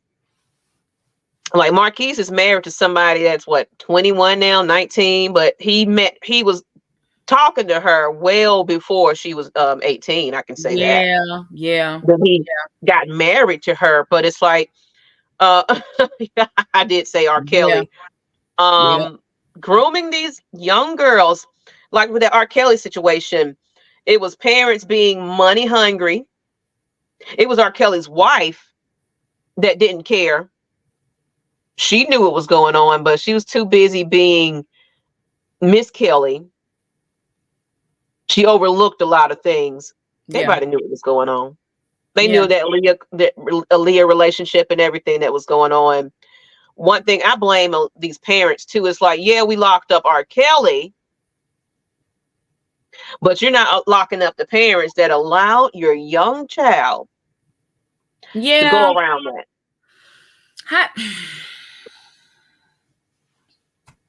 They knew. They knew. But they got that hush money, like, you know, because it's a situation. I'm not going to say who, you know, where it came from. Yeah. But it was somebody I you know, was with. And it was, you know, and it's happening not only in the industry, it's happening just back in the day where a lot of these young girls were being pretty much sold to older men. And this particular situation that I knew about, mom was 16 years old when she had her child to a 40-year-old man. And what happened was, it was one of those kind of like, have y'all looked at What's Love Got to Do with It, where it was like, let me ask you for your, you know, your daughter's hand and marry. Yeah, one of those. That's the tip. That was the situation. He, you know, he went to the mother and was like, "Hey, I like her. I want to have her." And okay, shoot, let me take care of you, so I can have my way with your, you know, your daughter. A lot of that was happening, and a lot of that was it's pandered into the industry. You know, the entertainment industry is like, you know, we just got this bubbly little character on, you know, but it's still trafficking. It's still, because let's get into just what are the dark sides of it, you know, like we said, the sexual exploitation of the industry where people were getting raped, drugged. Yeah, the drugs that kept them. So it's like they was raped. One part where they were, of course, abusing substances, and one of the things that would probably cause some of that substance abuse was, they're saying that the case of physical, not only was it sexual, where it's like, you know, they're sitting on people's laps, they're dressing too sexy, they're not being children. You know, there's also the physical exploitation in the entertainment industry where these minors worked hard hours, long hours, no sleep. So they were doping them up with what they call it adrenaline shots and pep pills to kind of, so they can continue to shoot despite intense exhaustion. Right. Making them. Can I share my take really quick? Come on in. Come on, Mike. Come on. Actually. But hold on. Look, I want to mention, I do want to say, while he's coming on doing what he needs to do, something Mike said, though, it happened to my ex. Her dad tried to sell her to a music producer. I mean, I've heard, I'm tired of hearing these stories now, and I'm tired of these. Come on in. Let me put the we know what we're gonna do here, since we're feeling this conversation. Let's invite some people to chime in on this conversation. Because it needs to be exposed. So I'm gonna go to the next portion of the dark side of it. So, you know, we talked about the sexual part of things, exposing these children to too much. It's also the psychological impacts. Let me put this in the chat real quick. How can you sell something that you so-called love and you're supposed to protect when you bring into this world to somebody, or even think to go there? Because it's the price it's the money. How dare you? It's the money. So now this show about to take a damn turn. I'm sorry, folks, but this is my show, me and Maggie show. So if y'all not liking what's about to be said and all that, go ahead and keep the freak off. But it says here, the majority of the effects of being either sexually or physically exploited as a minor tend to manifest as mental illness. This is where they become mentally ill. When one is sexually assaulted, common effects include the development of PTSD, drug addictions, alcoholics, so that exhaustion, that emotional, like for one thing, they're not being children. They're not getting the education. Not everybody was in tutoring and school and things like that. It was just like, this is how you're making your money. We don't care about you. We care about this. So get on there and work. Go ahead and do that. So Mike, give us a little bit of your story, and I think we got another one here in the chat that Nyght Ryder want to get in on here. Yeah. But go ahead, Mike. So a lot of people don't know about me that I actually went to a performing arts school, the same where Stacey Abrams went to, as well as Donald Glover. Was like I went to that school, so I was privileged to be able to meet a lot of people just been in the industry. And my ex, she was actually in program myself. And one of the things what people don't know is that like these parents, it's the parents. They throw out all of their morals to sell. They literally prostitute these kids at a young age. And I'm talking about the age where it's like 5 years old. Like they prostitute these kids. And she was actually a victim of that also. She was, I think, 20, I think it was like 19, 20 years old, fresh out of high school. And she had a deal with this record producer here in the States. And this is what they do. This is what I know for sure. I know this for sure. They get them in the States. And what happens is they promise them, all right, you're going to go on tour with, let's just say, an Usher. They get you over there overseas where the rules don't apply over there. American rules don't apply over there. So they take them over there. They take these artists, these young artists over there overseas. And this is why AFN, for the most part, like we have certain rules. Like, look, we're not going to sell our integrity, and make a few deals. And I've been propositioned quite a few times. Like they got her over there and her producer, this is a producer. He told her verbatim, it's like, if you want this contract, you're going to have to go in that back room and sleep with this old white guy. She didn't. Man, that shit been going on for years. It's been going on for years. You know that, not right? This shit happens. It happens all the time, and that's why I say you. Somebody that been in the game long enough, bro. I done seen it all. Yes, sir. Go ahead, Nyght Ryder. Go ahead. Go. I done seen it all, boy. I'm talking about. It's just ridiculous how some of these folks just damn do. Some of these folks just need a good swift kick in their ass. It's sad, boy. It don't make no damn sense. The shit people do for money. Yeah. You being in that industry, you being in that producer chair, I'm sure you've seen, late night studio sessions, and I'm pretty sure you've seen quite a bit, in these spots, the drugs, the women, the over sexualness, Oh, don't get to become an artist. I took part in the alcohol park, and we were over there just partying and shit. But as far as the drugs, nope, let them have it. Yeah. Shit, when I felt like I was uncomfortable, shit, I got the hell on. You got the hell on.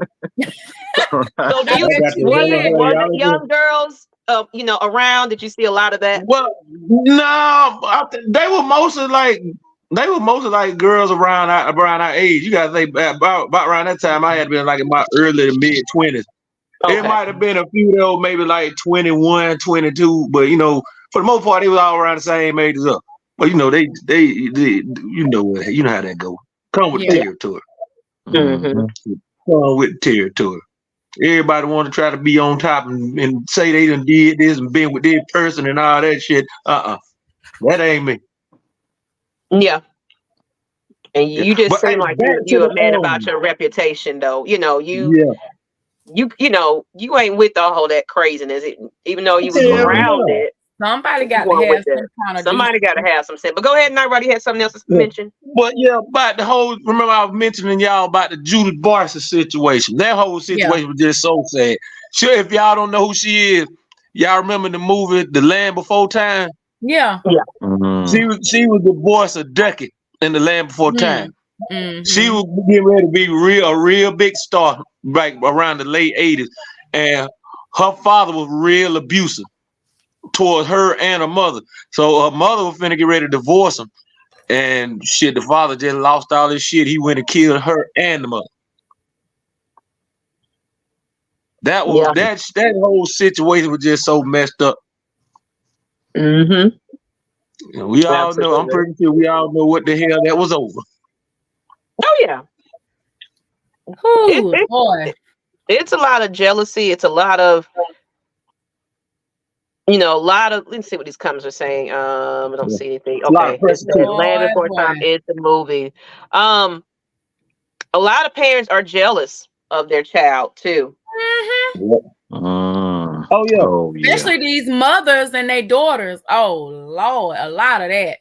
Yeah. A lot of parents. And another thing too, a lot of the parents, they sitting there letting their kids just do whatever the hell they want. I was on an internet radio show. I was like one of my good friends. She had her own internet radio show maybe about 15 years ago. And I was just having to be a guest on the show or whatever. And she interviewed what's her name? Cher Johnson. Remember Maxine? Yeah. She told a story about, at the time she was on Punky Brewster. And NBC had this big banquet or whatever. And I think she said Dana Plato were there. A lot of folk, a lot of the child actors that was on NBC shows and stuff like that. The parents letting them do all that damn drinking and shit, knowing damn well they ain't even old enough to they barely old enough to get in the playground at Burger King. Well, that was what Lizzie Lohan was on, y'all. She was doing, I think, Dope.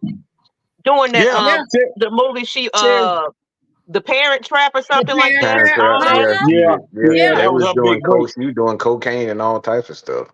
Yeah, man. I remember Cherry Johnson said she looked at that wine bottle, her mama looked at her, and her mama had that look on her face. Look, if you touch that wine bottle, I'm gonna knock the hell out of you. Yep. We had some parents with some dignity. Boy, the rest of them, they just didn't give a damn. And Pamela Johnson said that's why parents need to communicate with their teenage monitors, their social media, and there are a lot of because I'm gonna tell you, my child, she was exposed to one of those internet predators, and unfortunately, that was the traumatic event that broke the Campbell's back. Basically, when that incident happened. Of course, she was kind of going through some mental health things before because it's hereditary, it's in the family. But it was basically like a 50-year-old, how you get on these little chats for like Discord and gaming things. Like you can communicate with these people. And it was a guy that took her youngness and, they exchange information, things like that. Then, of course, they portray as somebody that's just a kid.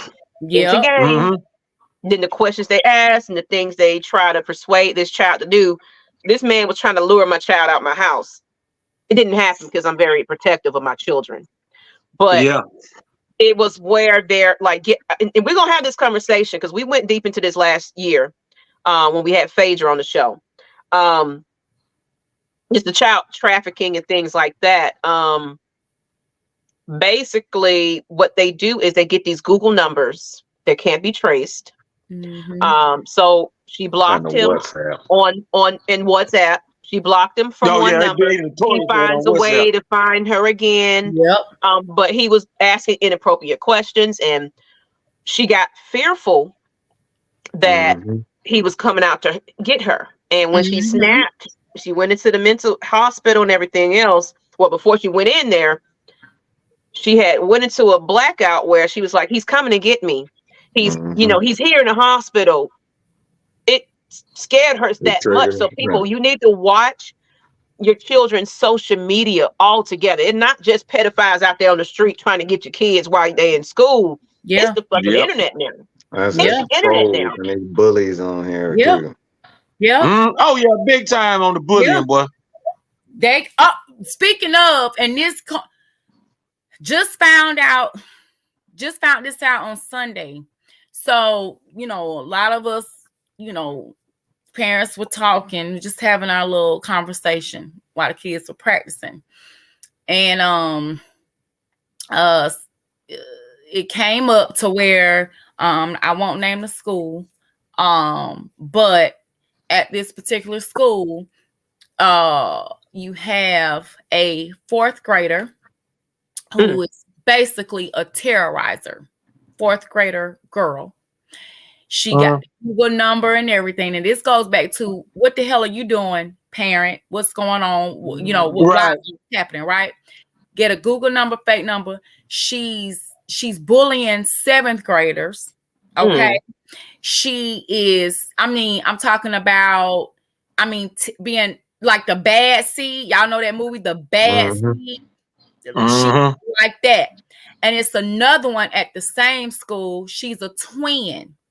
Now you have the good twin and this other twin, whatever, right? Cain and Abel. So you have it to where her twin is okay. The girl had a kill list. She had a kill list, and she had her sister on there. Her sister was one of them. Oh wow.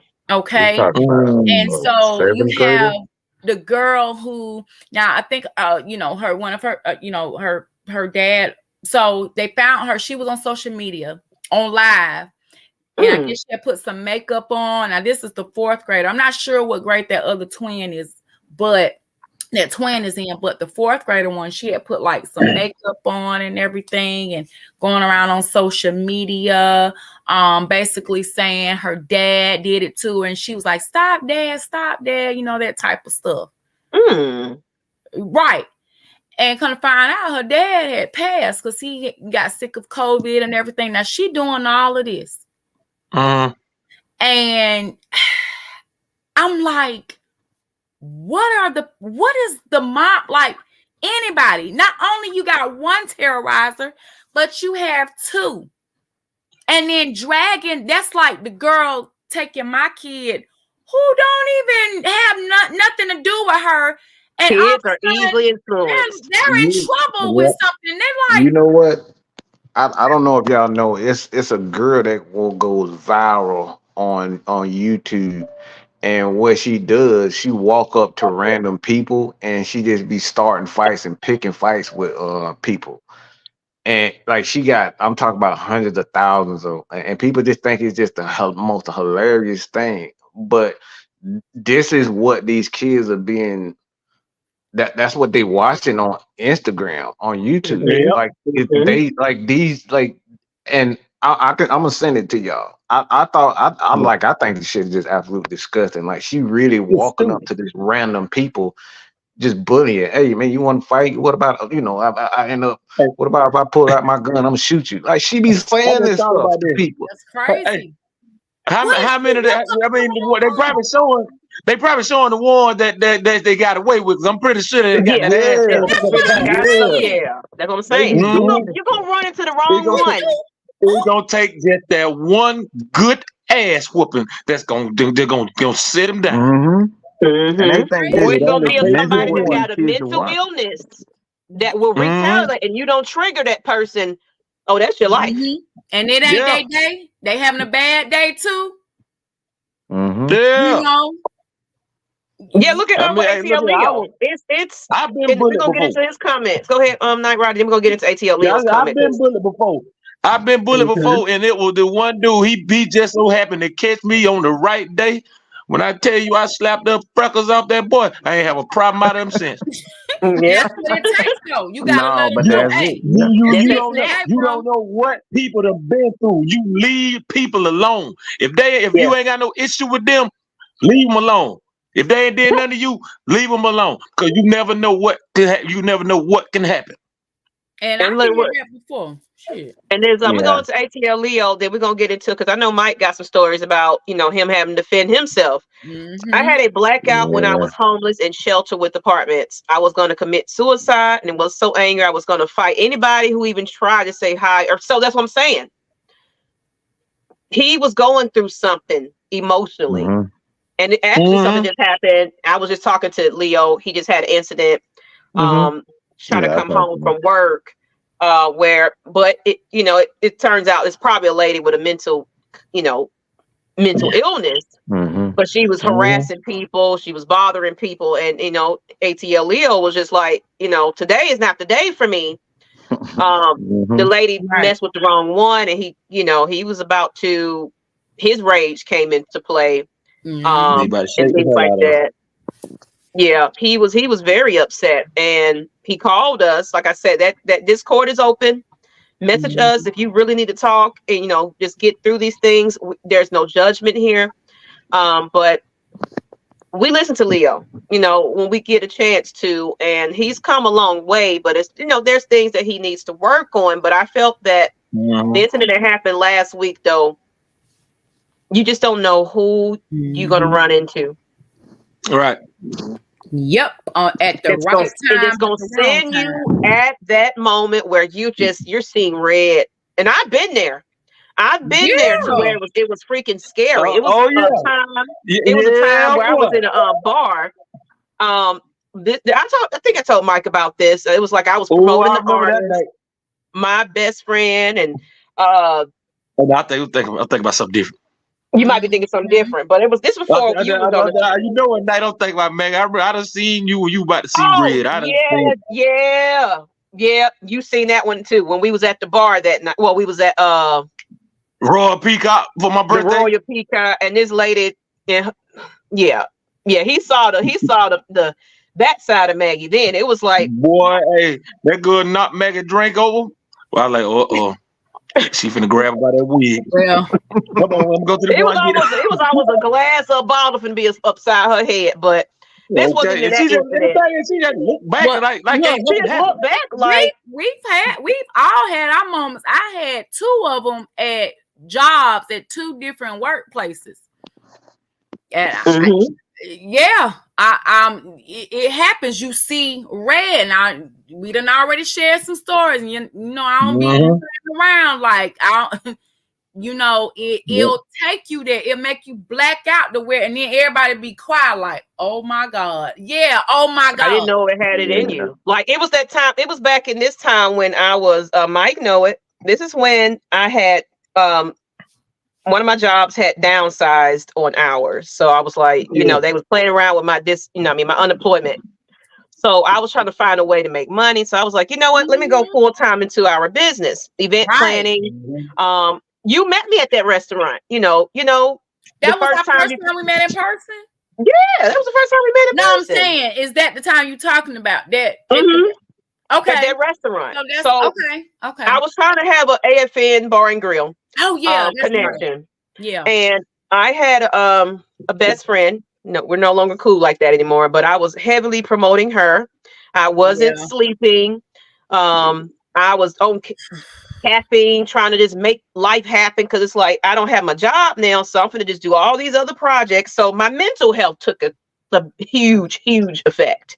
Yep. So I was going on adrenaline at this time, not focused, not I wasn't myself at this time. But it was this girl that supposed to have been some type of promoter. Well, like I was supposed to be. It turns out this place was just looking for pretty women to be on, I was more into like, I need to sit down, I need a contract.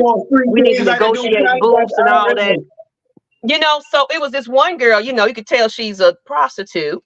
That's how she makes her living. So it was that type of establishment. You get what I'm saying? So I pieced it because it's like, let's sit down and negotiate some stuff. You're talking about I can get the door, I can get the bar, I can rent booths and I can get that income. So it was something that they were making it sound good, but we could never sit down and do business. But this one girl came up to me, dress all half up here and all this kind of stuff. She was looking at me. Where was I? You wasn't there that night. And Lord, please don't say it was floor wax. No, it wasn't. Okay, And she peeked me out because she didn't like my friend, my promoter friend, my artist. You know, she's a rapper, and they had some beef back in the day. And you understand that energy that you get, that evil.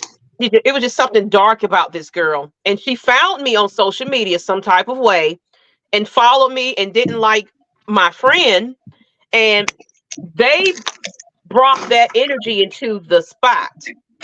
And it started happening where they was calling my girl out, trying something with her, things like that. And that drags me into it because it's like, I'm going to protect my friend. You know what I'm saying?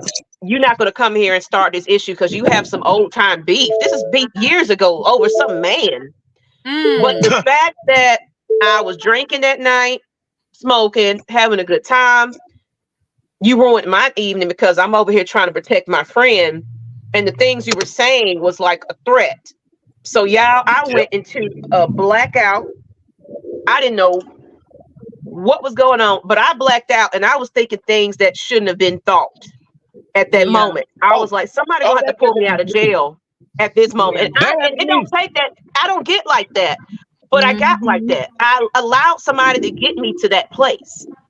So you just don't never know what's going on because I'm already on edge in my own mental. Yeah. And you're trying to threaten a friend and you're coming for me. I snapped. Yeah. I'll tell you about it when I come back out the store. I'll tell you my incident. It was similar to it. Hold on. I know for me it's well, I have too many. Oh, we got Auntie Pam coming in. Yes. I have way too many moments where I black out. I black out. Oh, I'm sorry, Mike. I'm sorry. That for me, that's me.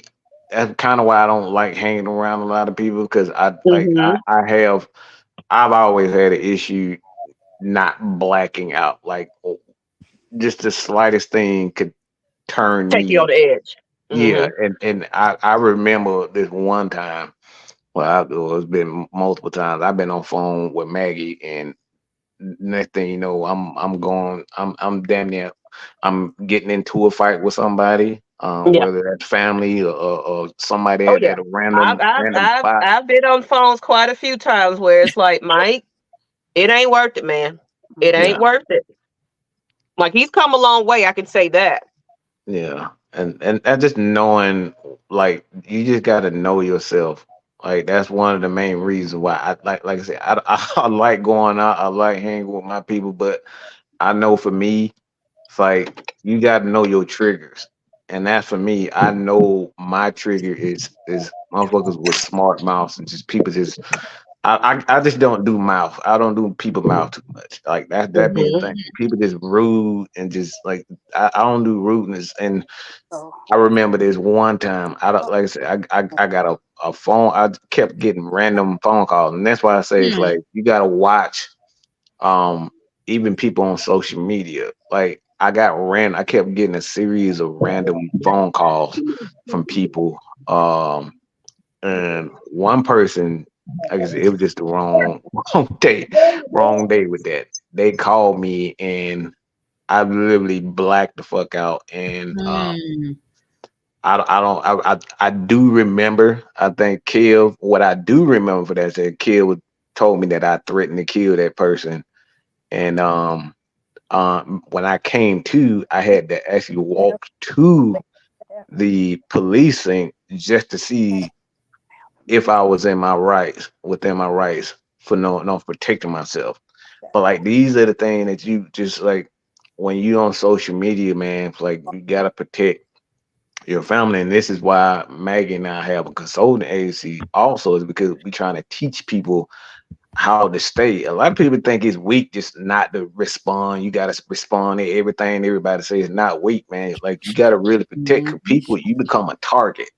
Like we talking about people have called me pedophile. They've called they've questioned every part of me, of my manhood, Maggie's womanhood. Like I've gotten some disgusting shit. Like we've gotten a lot of discussion, and these are from friends, quote unquote friends, and strangers. So like you really have to be you really have to Yeah, learn how they to try to protect tear you yourself from people. down. Like when They you will like try to you want to be in destroy the you. spotlight, you're exposed to people putting up these false narratives about you because you said something they disagreed with. Night Rider, you said, well, you know what? Night Rider, tell your Yeah. story that Mm-hmm. Pam is on here. Oh Mm-hmm. yeah. Okay, so yeah, Maggie, remember you were telling the same. It's kind of like a similar story when the girl had beef or whatever, right? Yeah. So it was this similar story was like, when I was in Albany State, I had some homies I used to hang with all the time. And it was one dude, he just every time I come around here, I always used to give me the side eye. So I told him, I like, man, what's up with your homie right there? What's wrong with him? Like, every time he always see me come around, he always say something slick or whatever. So, Mm-hmm. I always just pass it out because I'm sober at the time. But it was one night. He was sober. We was at the club one night, and he we was out the same party. Me and a couple of my other partners I used to always pregame with. We was at the club one night, and my partner he sloppy drunk. I'm talking about he in the road. His homeboy got to hold him up just to get him to the car. And the dude I'll tell you about that always kept giving me the side eye when I come around. He just walk up to my homeboy and just punch him for no reason. And I'm going out these four locos and stuff. And I'm trying to sit yeah, down. you was Oh, I'm trying to sit down. I'm like, wait a minute. I'm like, so this dude just literally just walked up, punched this dude, his homeboy holding him up. They ain't whooping his ass yet. I said, That was when I blacked out and I went to my car. I ain't had no gun. I don't like shooting people. I went and grabbed a baseball bat. Ooh. And I That's one of my favorite weapons right there. I literally remember this shit. Everybody was outside. Everybody out. This dude, I'm like, this dude literally just walked up to my homeboy, hit him for no reason, and his partners ain't doing shit. Oh, no, not today, bro. I called him. I walked up on him with the bat. Everybody like, no, don't do it. Y'all just go one-on-one. But I tell you, I know I lost a couple damn dreadlocks that night too, cause he started pulling on my hair. When I tell you, I opened up a can of whoop ass on that boy, and then he got to school the next day. They're like, man, how the hell you let that dancing ass nigga beat your ass? they basically teased him out of school.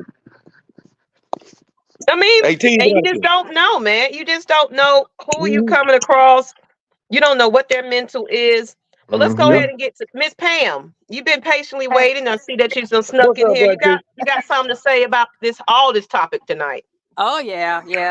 This happened when I was probably about my first job. I was probably 19 years old, working at Red Lobster on 13th Street in Columbus. It was a busy Saturday night. I was a waitress, and we run into this particular customer. She complained about the food. She complained about the service. Anything you did wasn't up to par. And so next thing you know, she said, well, I want to see your manager. And so she complained to the manager, this, that, just spreading lies, And I already was seeing red. And so the next thing you know, the manager gave her free food for free. I went back in the service area. I yelled, I quit. Ran out the door. Half of the waitress staff and the assistant manager ran behind me. I kid you not. And they stopped me before I got in my car and was, I guess, kind of calmed me down because I was just seeing red. I was just upset because this customer I gave her gave her the good service and all that. And the only thing her goal was there to get a free meal. Free meal. And so I think I just was sitting there and just was talking, and they were just basically listening. But I think the assistant manager, his goal was just to make sure I didn't quit, because I think after I calmed down and we were laughing and joking and all that, and his final question: do you want to quit your job now? It took a group of people to kind of calm me down. Because like I said, I was just seeing red because this person actually tipped me off. Yeah. But that's pretty much it. I thought you said you throw some hot butter on them. I don't. I thought she I was was gonna be in the thinking parking about lot looking for her, like, If where I she would at? have Where tried to she throw a at? glass at her, I would have thrown a glass at her on me. Shoot. I would have pulled. Mm-hmm. And it was one of us would act like that. Came in there. It was an African American woman that did that. Of course. Of Of course. course. I'm not surprised. Coming It over be there, your own people. it be your own kind. Just in there Causing raising all that hell for ruckus. whatever damn reason. Mm-hmm. Causing all Just that because ruckus. you want a free bite. Mm-hmm. If that was the case, you should have went to McDonald's. Mm-hmm. Exactly. But for her to act like that, she was doing, she been doing that. Of course. Mhm. Of She just course. knew what Of course. restaurants to target, and so she's like, "Oh, okay, I ain't target this one. Let me pull on the same ad." If she was doing that for a Uh-huh. long time, I guarantee you, she ran into the right one, and that nipped that in the bud. Oh Mhm. yeah, Yep. they started taking pictures of people that be, dining and dashing and trying to get free meals. Yep. Mhm. They don't even And got. that's the only good thing about social media right now. They exposing those type of people, and they prosecuting. Oh yeah, Exactly. absolutely. So Yep. we really didn't get into all our topics because we just really just kind of jumped into just basically rage, and you don't know who Mhm. Yeah. we're going through. It's like celebrities, regular people that's Yep. out there calling themselves social media influencers and things like that. It's a definitely different time now. That everybody is just selling themselves to the devil to make Mhm. an income at this point. Yeah. Um, Right. there's no humanity out there. Mm-mm. It's just people are, like I said, a paycheck away from being homeless, Yeah. and it's not getting any Yep. better. It's Mm-mm. not getting any better. It's people that are family that don't been in houses forever, for years, staying in And they Mhm. taking over. inns and hotels, Yep. barely making it. Yep. I have And a friend meanwhile, we now got that all she these. has all 5, 6, 7 of her kids in a 1-bedroom hotel. Mhm. See, And meanwhile, we got these crooks up there in Washington lining their pockets, and they ain't doing nothing. don't try bad day. No, don't try me on the bed. I'm just saying. I try to walk with Christ 7 days a week. Don't bother nobody. Got thing. I don't bother nobody. So Hey, look here. Shannon Sharp said it best. Look here. pull it They out. say, hey, well, Shannon Sharp said on the show one day. He said, "Look, they say when you face your enemy, turn the other cheek." He said, "That's in the Bible. I ain't in there." I ain't on that page yet. So I'm getting there, but I'll turn. But I'm just saying, for real, y'all know what I'm saying. Real talk. When you mind and you try, you do your best. You don't even care about nobody business too much involved in your own stuff. But when somebody comes on that day, you try, and that person keep on. It's gonna take, and that's what I don't like when people say, "Oh, she about God, he gonna do nothing. He ain't gonna do nothing about God." First of all, God ain't told no fool. First of all, Okay. what, Sometimes you get sick and tired of being sick and tired. what does that have to do? When, like you said, tired, you sick and tired, and that's it.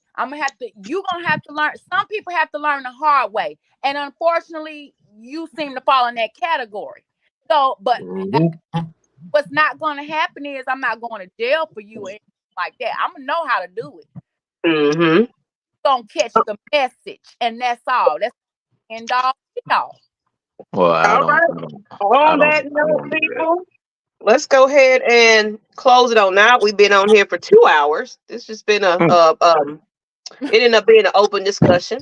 It went from, That was the best show. industry, kids. This is the best show when it encourage everybody else to want to give some feedback. But let's go ahead and close it out.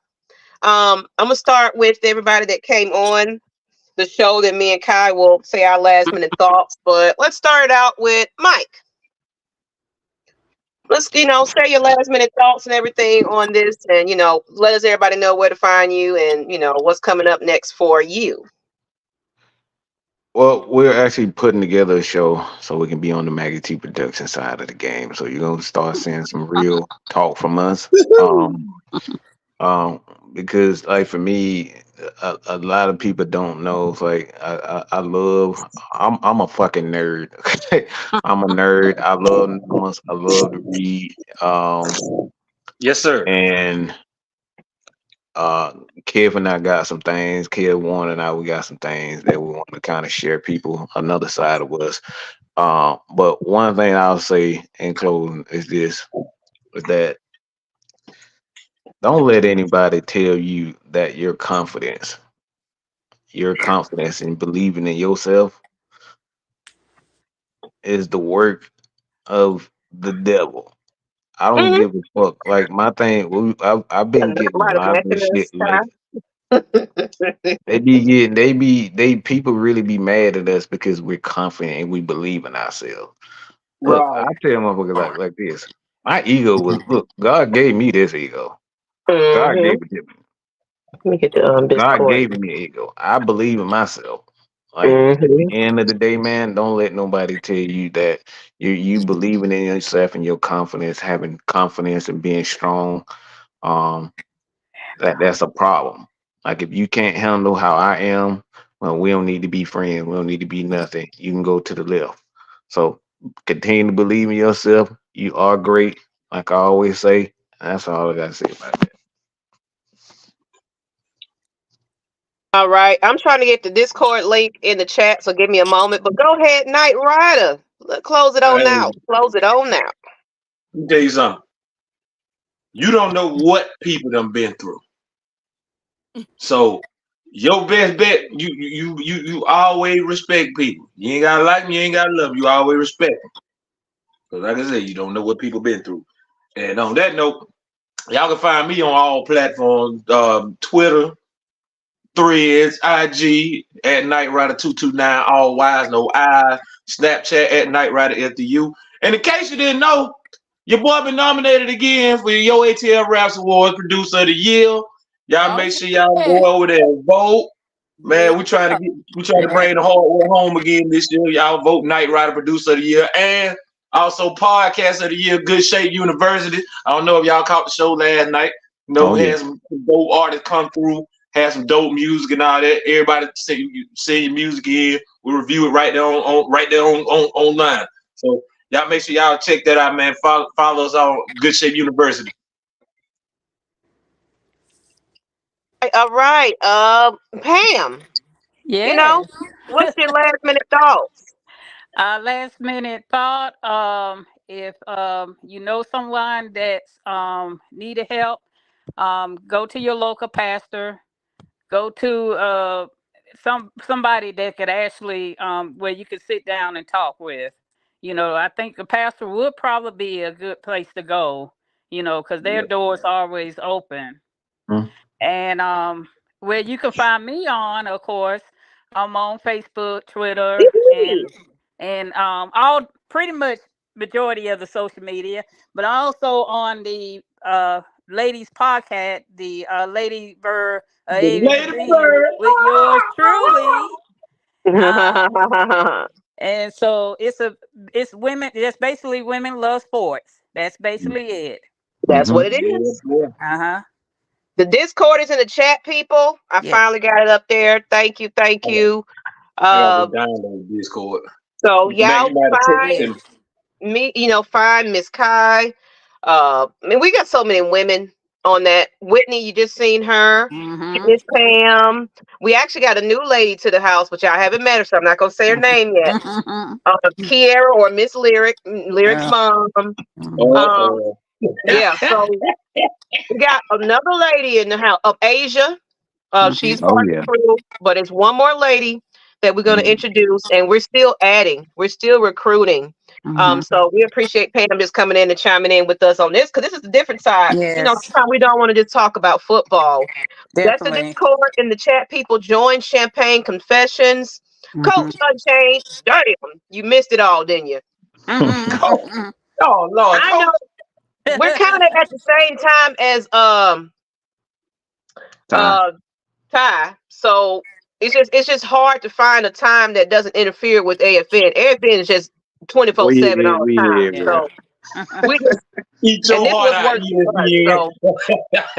But we are trying to build a different audience anyway. So if you just so happen to be over here, please rewatch the episode. On that note, Miss Kyle, you got your last minute conclusion?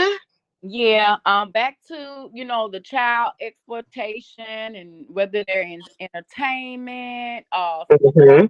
doesn't matter, guys. And I remind myself of this too, being a mother of two young athletes, and just really talk to your kids. I have the baby girl. She's an athlete, and she's 13 now, so I have to kind of learning from my oldest daughter, just know what to look for, know what to, Mhm. so I just take that because I've been there before, I've done it, and so I have to make sure I'm close with her, but still give her space without smothering her. The boy, it doesn't matter. Like, think about their mental health. Talk to them. Even with that, we give them time off. I tell them, no, you ain't practicing that. You don't have to do none of that. Be a kid. Just take Mhm. time out. Think of, if it's studying, just get caught up on what you need to get caught up on. Just relax, whatever it is that you want to do, that you feel like you need to do.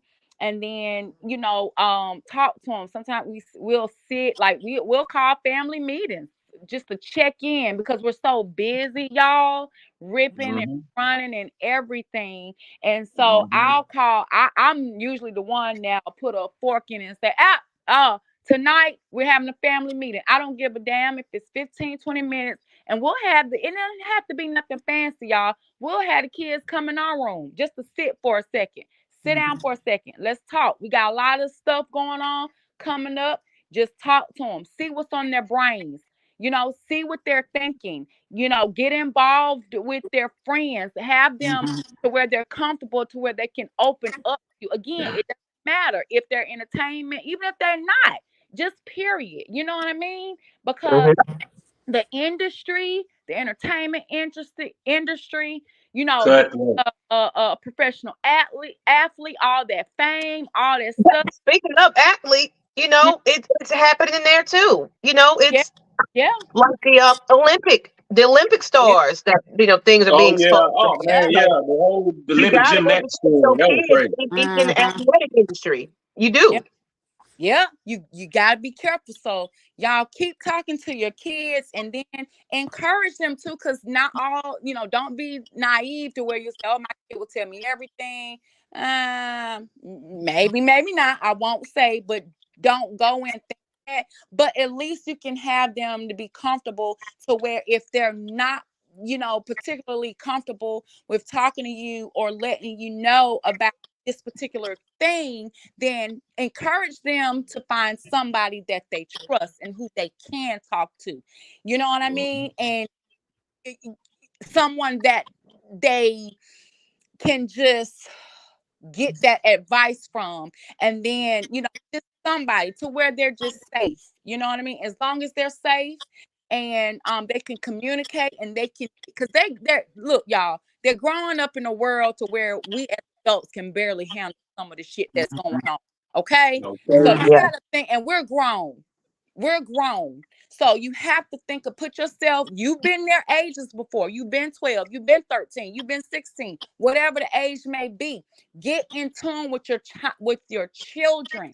So for you parents that are out there listening, for you parents that will be out there listening, rewatching this show, I'm telling you now, I am reaching out. I'm calling out to y'all. It is not worth it.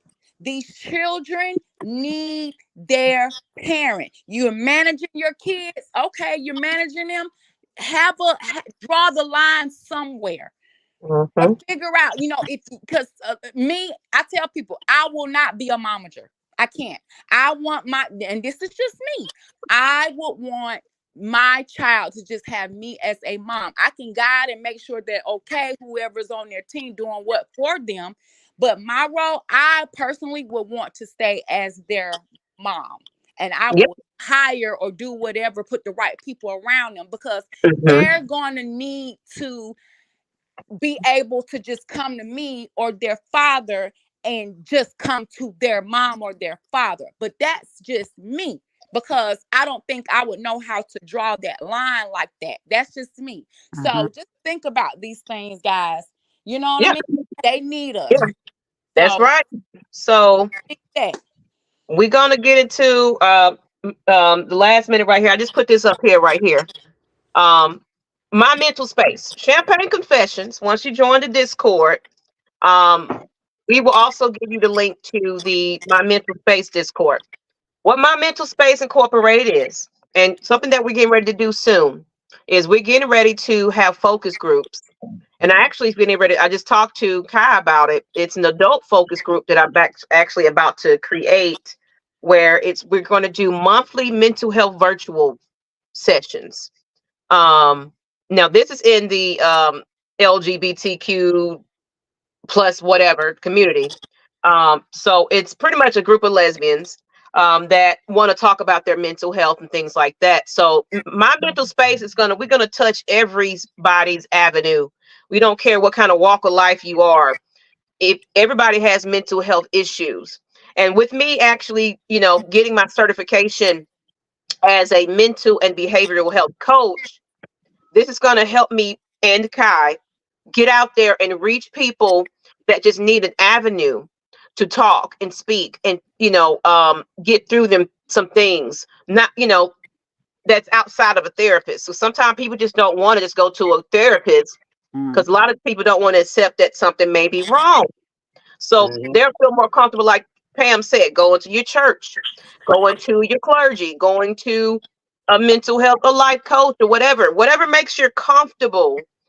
Seek that help. So, but be on the lookout for some focus groups that we're going to start implementing. Get into the Champagne Confessions Discord. We dropped the link. Reach out to us if you want to talk to me and Kai, and we're getting ready to extend it even more once we get the guys on the channel and the platform. You can not only can you talk to me and Kai, but you can talk to the gentlemen as well that want to give you some feedback.